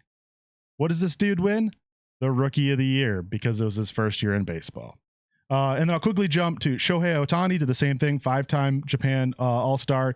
He was the pretty much the professional sports player of the year in Japan before coming over. Any sport, best player in Japan. Comes over to the U.S. and wins Rookie of the Year in his first year here. Jose Abreu defected from Cuba after I think 10 years in the Cuban professional league. Dominates Cuba, has won international tournaments with them. He wins Rookie of the Year in his first year while also being an all-star and a Silver Slugger. You can even go to basketball. Kareem Abdul-Jabbar dominated college like no one else has ever dominated before. As a freshman, beats his own varsity team because freshmen weren't allowed to play varsity, who were 2-time NCAA champions in a row.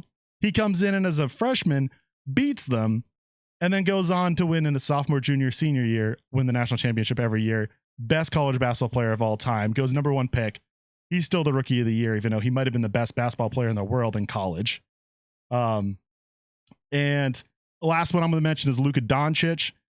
He dominates the European League. He played 3 years pro for Real Madrid in Spain, in basketball, Real Madrid, not soccer. He was a EuroLeague champion. He was the EuroLeague MVP, and he was the EuroLeague Final Four MVP. He comes into the draft in the U.S. to play in the NBA. And what does he do in his first year in the NBA? What does he do? He wins Rookie of the Year.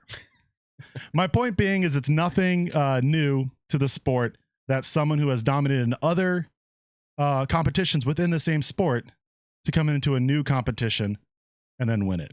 And I'll even argue that the Disc Golf Pro Tour has grown so much since Juliana played. We released a stat earlier on Twitter today.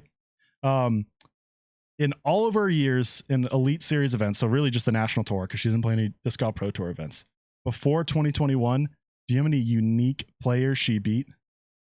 I don't know. I'm going the 20s. I don't know. I'm pulling it up real quick. 91. 91. Do you know how many unique players she beat in the 2021 Disc Golf Pro Tour season alone? It was a lot more than that. A little bit. 108. So 17 more players she beat in one season in just the Disc Golf Pro Tour compared to an entire career of Elite Series before this. It's like, to me, it's 2 different sports. She competed in, an older era of disc golf, crushed it, was amazing, took time off. A new era came with the Disc Golf Pro Tour forming in 2016. And then she comes into it in the 6th season of the Pro Tour. It's not like she played the 2nd season and just didn't play the first year when everyone was a rookie and then come in the 2nd year as a rookie and dominate.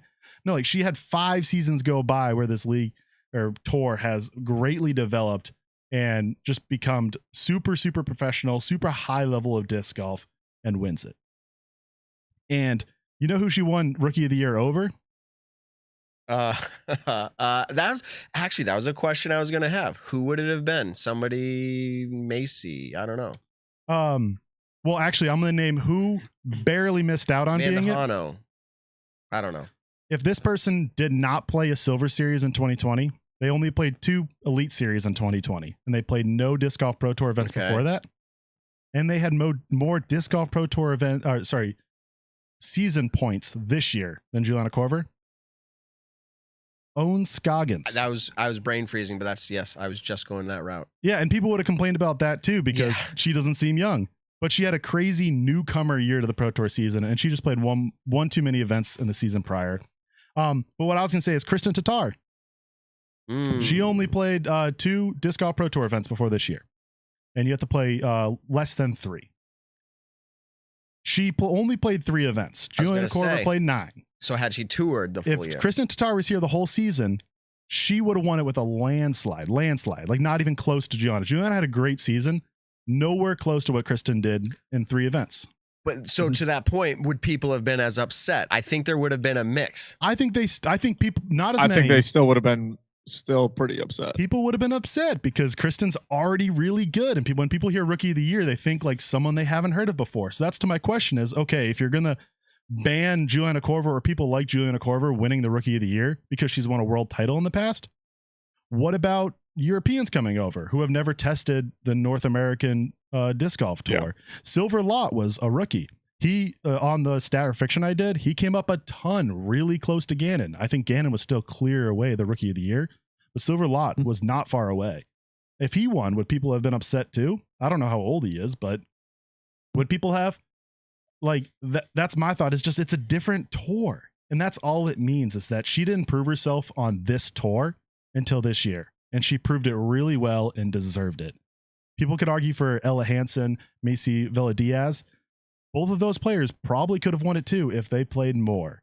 Ella Hansen only played the majority of the West Coast and then came over just for a few kind of the Midwest and Eastern events. Macy Villa-Diaz only played a few in the beginning and a few at the end, or even, I think it was like 3 total. If she played the whole season long, I think she could have won it too.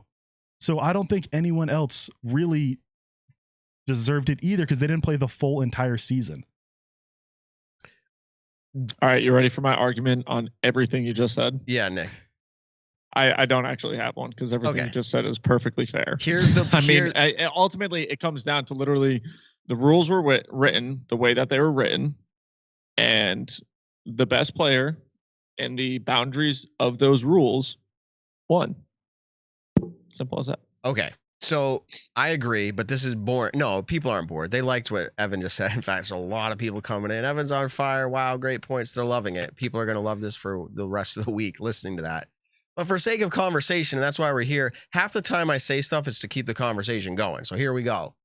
Do you think those other players who could have been in contention had Juliana not been her first pro tour season, if you will, do you think they're bothered? Do you think they're upset? And do you say sore luck? Like it is what it is. Is that your view on it? That's what you say. You say, sorry, sorry, JK she's been around. She's a world champion, but this is her first time playing. So sorry. Well, I think the way that Evan literally just described it, it's its own league. It wasn't the PDGA Rookie of the Year. Would you feel the Disc Golf Pro Tour? I understand that. Disc Golf Pro Tour. But Nick, would you have felt disappointed if Paul Macbeth never played the Pro Tour and he came in the first year that you did your absolute best as a rookie player, like the way most people think of it, and he comes in and burns it up? You're like, well, dang, like I worked really hard. This was the season I was coming back, and then that got taken. You just say, should have been better. You wouldn't feel sad about it. You would just be like, oh well, like Paul came and did it. Well, of course, losing anything you're gonna feel sad about. It doesn't matter what it is. Losing anything, at least to me as a competitor, losing anything feels like crap. But in this situation, there was a specific set of rules for this, whether you agree with them or not. Right. Because there are plenty of things in life that I do not agree with, but I have to follow those set of things. And I need to play to those parameters. I guess I'm trying to bring up the point. Yeah, technically speaking, I would be sad. I would be sad that I lost. But at the same time, it would be to someone who is far better than I am. And you can kind of look up to saying like, you know, hey, now I know where I need to improve. Like for me personally, I accepted cash at a pro tournament literally because I just wanted to get some extra gas money, and not ever thinking back then that disc golf was going to be something that I potentially wanted to do as like a full-time job. And so I will never, ever, ever get to compete legitimately for Rookie of the Year, Pro Tour Player of the Year. Because I think back in 2017, I had already played 3 Pro Tour events and I was like 940 rated. So I had no chance of doing any of these cool accolades that a lot of other people get to do now. In like the future generations, they actually get to do this now. I will never be able to do that, which is totally fine, because now what I can look forward to is one day I want to win the World Championships. One day I want to win Player of the Year. Those are things that I know I still have opportunities in my life to compete for those things, and I get to go for that. I mean, 1 year of not winning Rookie of the Year. Look at all the players in the world who won Rookie of the Year, or excuse me, who did not win Rookie of the Year and are killing it in their respected sports right now. Look at players who have won AM Worlds in the past, which I never competed at AM Worlds, but have not won a single Elite Series event since then. when it came to the pro scene. So what you win early on doesn't determine what you're going to win later on. I think that's the best way of explaining it. Like, just because I didn't, or, you know, Ella Hansen didn't, or Macy Beladiaz didn't, doesn't mean that they are not going to do and achieve incredible things. You know, one of those players could potentially be a 6-time world champion one day. And then all of a sudden you're like, oh, are you going to be sad that you didn't win Rookie of the Year that one year? Come on. Like, your sponsorship's not going to be like, oh, if you had won Rookie of the Year that one year, we would have put your name on a disc. No, like, no. The reason I'm bringing that up, as again, I'm bringing this up because I should say, you just like to argue, Matt. Full disclosure, I actually, I was gonna say full disclosure. I actually was going to do the rant, but Evan wanted to. So, like, I'm on the same page with probably the majority of individuals out there, but I'm trying to offer the perspective of the other side. I think that's where some of this, and I know uprage or uproar is too big of a word. It's not really that, but there are some people that are frustrated, and I think those are usually the empaths, the people who are like, I'm feeling for that other individual. Like, I'm feeling for them. And I think that's where it's coming from. I don't think it's that they're not getting the rules. They're not getting the definition. I think it's that they're like, it just doesn't seem right. Now, that's a conversation I can have is how does this feel? Because even Scott, and we teased it out there, Scott said, I hope they change it. Like, I hope they change it because it looks foolish. Now, I don't know if I'm there either. Like I said, I'm really in line with like what Evan said. I don't think they have to. I don't think this is something that's going to happen again and again and again. And if it does, it goes to the definition of like, this is your first season playing. Meaning, let's take away her titles, but let's just say I don't want to say me. Pick a player, imagine any player you want, plays from 10 years old up until they're 35 years old, and they're really good. Like, they could beat Paul, they could beat lots of players. They just don't tour. But they waited until their 36-year-old birthday to join and play. Are people going to be upset about that because it was their first year playing? Or is it because she has a history with the PDGA? I mean, is it based? Yeah, like, what is it getting based off of? I don't think any of it is an age discrepancy because, I mean, a 38-year-old could get into the sport. Or let's say Brody Smith. Brody Smith is in his 30s. And I don't know how close he was. I don't know the whole points thing, but there was a potential chance. Like, Brody had the ability to win the PDGA Rookie of the Year. I'm not saying he came anywhere close. I have no idea the points, but I'm saying a person who is in their 30s came, joined our sport, and technically had a chance to become the Rookie of the Year. Now, I don't think people would complain about his age. People are complaining the fact that Juliana has played the sport for so long. She's, you know, revered as one of the greatest women of all time, the GWOAT in disc golf. So I think that's where people are finding the frustration. I don't think anyone is finding any frustration in her age. And if they are, I think that's completely... It's the perspective. I don't think it's the age. I think it's the perspective of longevity in the sport and now winning something. Yeah. And that's part of age, the length of time in a sport. But I don't think it's the age. Yeah, I don't think it's the age. No, exactly. But again, I totally agree that she should not be the Rookie of the Year if it was Elite Series and Major Rookie of the Year. If that's what we called it, then yeah, of course she shouldn't make it because, I mean, 5 world titles alone would disqualify her. Yeah. Plus, excuse me, plus all the national tours she played. Right. But I will say, I think, go ahead. Some eligible rookies for next year if the rules do not change, including Scott Stokely. I mean, you saw it probably on Twitter, is like Ken Climo, Avery Jenkins, Eric McCabe, Brian Schweberger, but Kyle Crabtree is also eligible. That kind of goes to the same idea. Like, would people be upset with him doing it? He has played one Disc Golf Pro Tour event before. Did you mention Scott Withers in that group? Is that what you just did? Not Scott Withers. No, Kyle Crabtree. Did you say something about Withers earlier? No, I said stuff. I feel like I said something about him, but that had nothing to do with this. Okay, sorry. We were talking about Withers pre-show. Yeah, I thought you Not said about this though. No. We were literally just talking about how well does he do on the road. Zip. I'm done. Yeah, Matt, come on. Those are private conversations. Get out of here. Yeah, I don't think it was that private. But Crabtree has played 30 national tours. So, like, I feel like people would get upset at that too. So if people want to start an Elite Series and Majors Rookie of the Year, which we could also do that at StatMando. I mean, we ran a Disc Golf Pro Tour specific Rookie of the Year that we ran off of our own calculations and not the points that the Disc Golf Pro Tour does. We had the same exact same exact finishing. Oh my gosh, I was about to say Elaine King. That's not it, but that's kind of funny. Juliana Korver and Gannon Burr both won our Rookie of the Years as well. Well, technically speaking, she did everything correct. Oh, nothing is wrong with how the Pro Tour set it all up.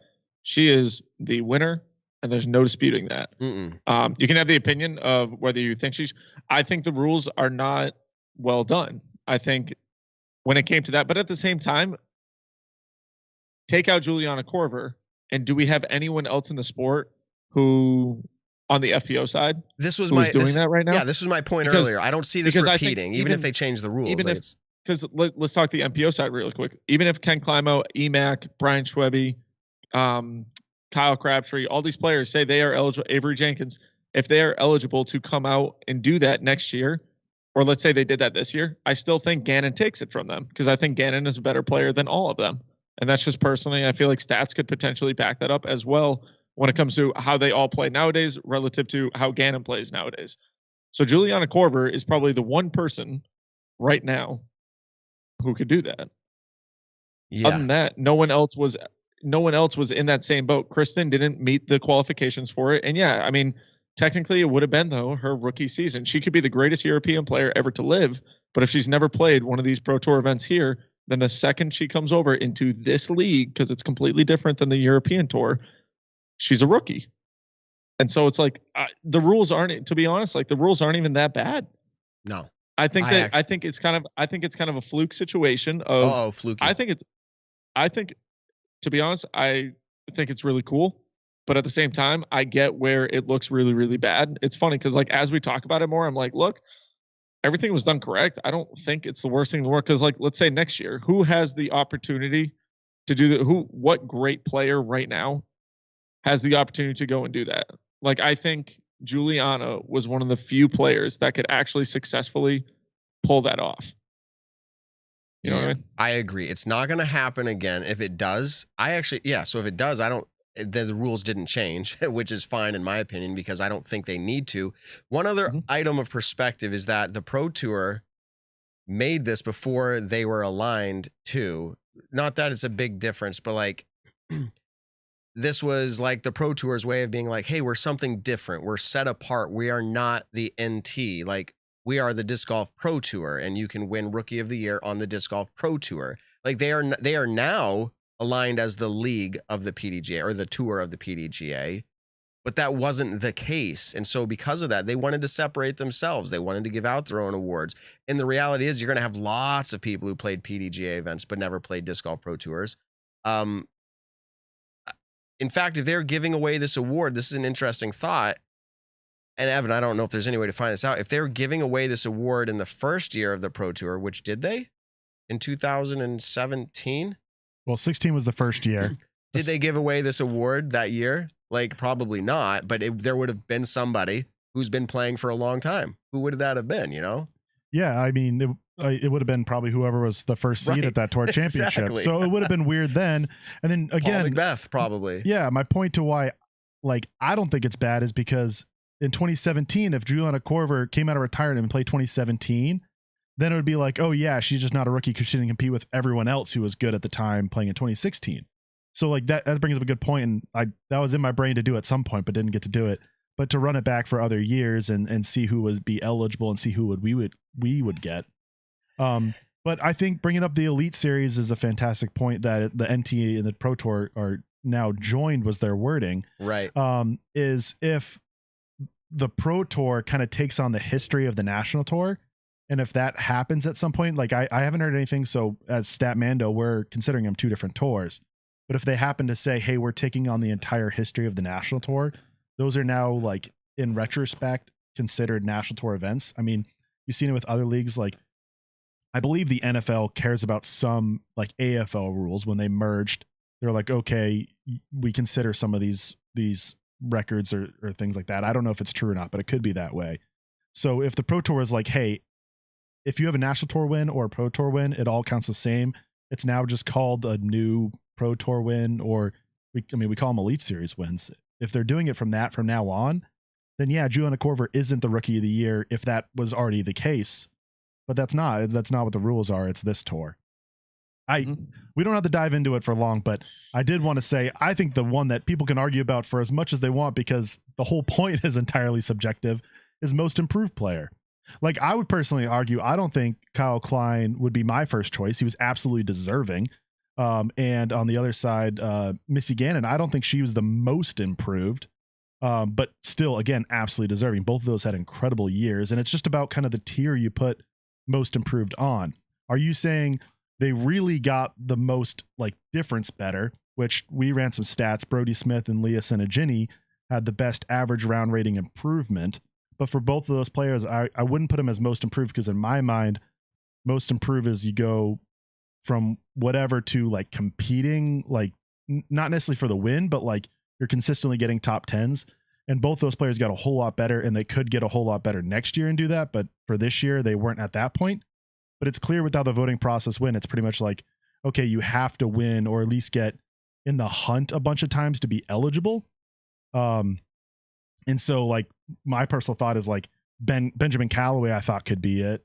Corey Ellis, Andrew Marweed, Gavin Rathbun. But I don't think any of those guys were the caliber enough that the voting ended up being. But that's okay, because that one is completely subjective. Yeah, that's exactly like, take a person who, let's say 2020, 29, because 2020 still had some Pro Tour events. You take a player from 2020, he gets 100th at every single one of the events. But then in 2021, he gets 40th. Yeah, that's a huge jump. That's incredible. They're cashing out at pretty much every single one of them. But I'd rather, most improved. Like, yeah, I guess you would consider that most improved in a sense.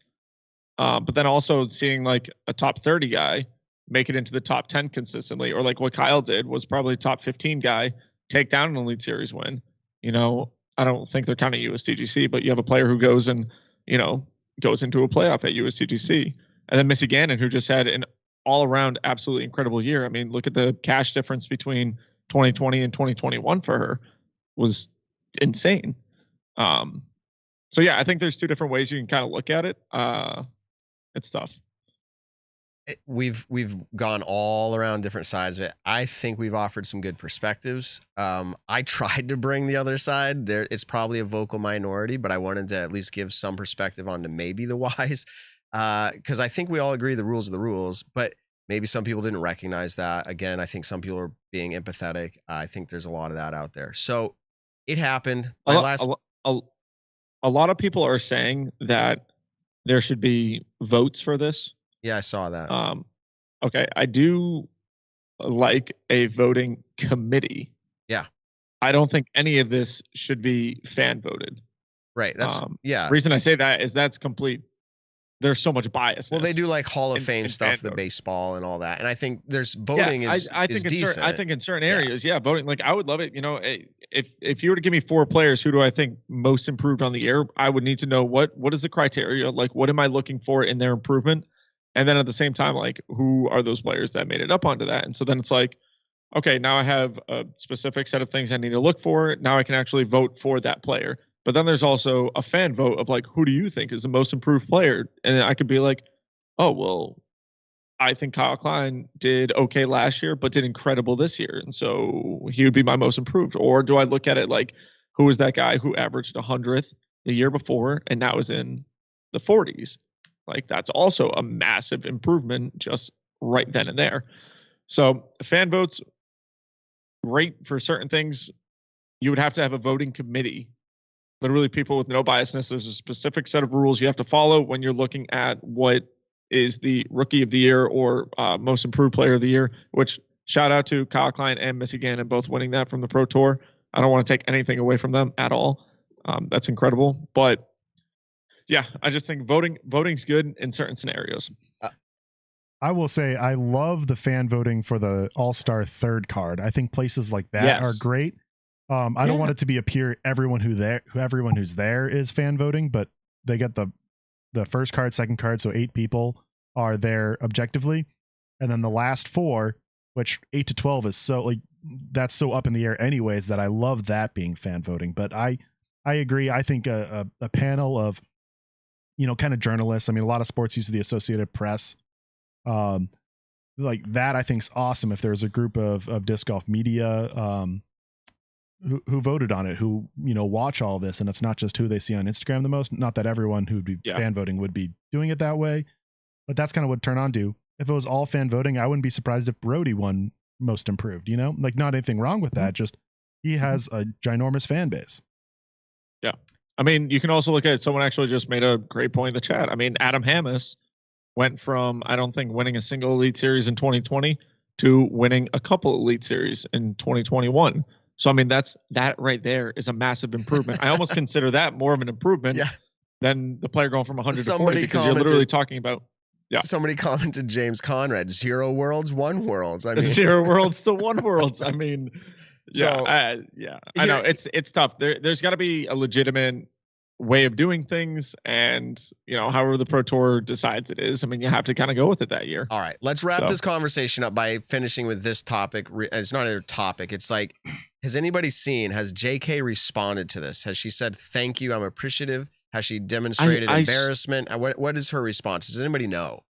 I saw something, and I can't find where I saw it, but I'm pretty sure she, said thank you. She was, not expecting it. And then I think she said she found it humorous that she could win something like this. But I can't remember where I found that interview. I don't know if it was on Twitter from the Pro Tour or if it was on Instagram. I did want to try to look for that, but you have to believe. I mean, I've seen her a little bit. She's commentates. I've heard her on other podcasts. She seems to be a fairly humble person. That probably comes off as humorous. I've been playing so long. I have a lot of achievements. Now I'm getting a rookie title, which is cool. But the thing is, it is humorous, but I find it objectively correct, but it is still funny. And that's okay. Like, you can laugh about it. You'd be like, wow, that's crazy. Exactly. But then you actually, like, when you think about it and you compare it to other historical times that things like this have happened, it makes perfect sense for what the award is. Okay. One of our chat members here, longtime listener, Chris Dearkin, said that. It's on Twitter. Being named DGPT Rookie of the Year is yet another full circle moment for Juliana Korver. So if for anyone really wondering, if you go to Twitter, look up the Disc Golf Pro Tour, one day ago they actually have an interview with Juliana Korver talking about her being named it. I'm not going to play it right now, but yes. All right. Awesome. Well, you shared generally there what her response was. That kind of brought this conversation full circle. We've made it, Nick. I know we were trying to go off season. We figure we're going to have the short shows. It doesn't happen, ladies and gentlemen. It doesn't work. It just doesn't happen. I mean, like, I tried winding this down like 40 minutes ago. Nope. All right. It's all good though. We'll send it off though. Which, let me just see real quick, so people have some expectation, because sometimes we have people chime in and they're like, no show. I think, unless you tell me otherwise, Nick, can we agree this on air? Like, are we having a show this Monday? Oh, what is? It's the 20th. It's the week of Christmas, but it's the very beginning. So I'll say this. I'll be here in Virginia. I'm not leaving for Massachusetts until the 23rd. If you are busy, though, and you and Evan are both busy, because I love having Evan on the show. I enjoy very much his company and all the things he gets to talk about. I think we're doing a show. If you guys cannot make it work, then we won't do it. If we can make it work, we will do it. All right. So that's probably, clear as mud, as they say. The 27th. I'm going to say right now, let's not do a show the 27th. I'm just going to, because we'll say it now. I'll be driving back from Virginia or from Massachusetts that day. I don't want to have to, sorry. Well, what's funny is people are getting an inside scoop to how the internal meetings at the Nick and Matt show go. This is how they go. So this is normally an end of it. Next week, more than likely, folks, we are doing an episode. So we'll figure it out. Yes, let us know in the comments. Okay. Yeah, let us know in the comments who you want us to have on. Maybe we'll try to get Juliana Korver on next week. Who knows? There's plenty of options. New Rookie of the Year, Juliana Korver. I'll let you line that up, Nick. Yeah, exactly. You have more connections. You have more connections. When we were out in Utah, I said, hey, we got to get you on the show sometime. She said, I would absolutely love that. And I was like, well, then okay, make it happen. That was a lot easier. So, we have connections. So anyways, thank you everybody for the, few hundred people that actually tuned in tonight watching live. Thousands. Scott Stokely, great segment. Awesome stuff. Go check out his book. Check out his social medias and everything. He is pretty much making a comeback onto the Disc Golf Pro Tour, going to give it a go at the Elite Series events. He is saying that he will get 50%, at least top 50% in all of them. So we're very curious to see that. But once again, thank you everybody for tuning in tonight. Go ahead and hit that like button at the bottom of the screen. It's a little thumbs up.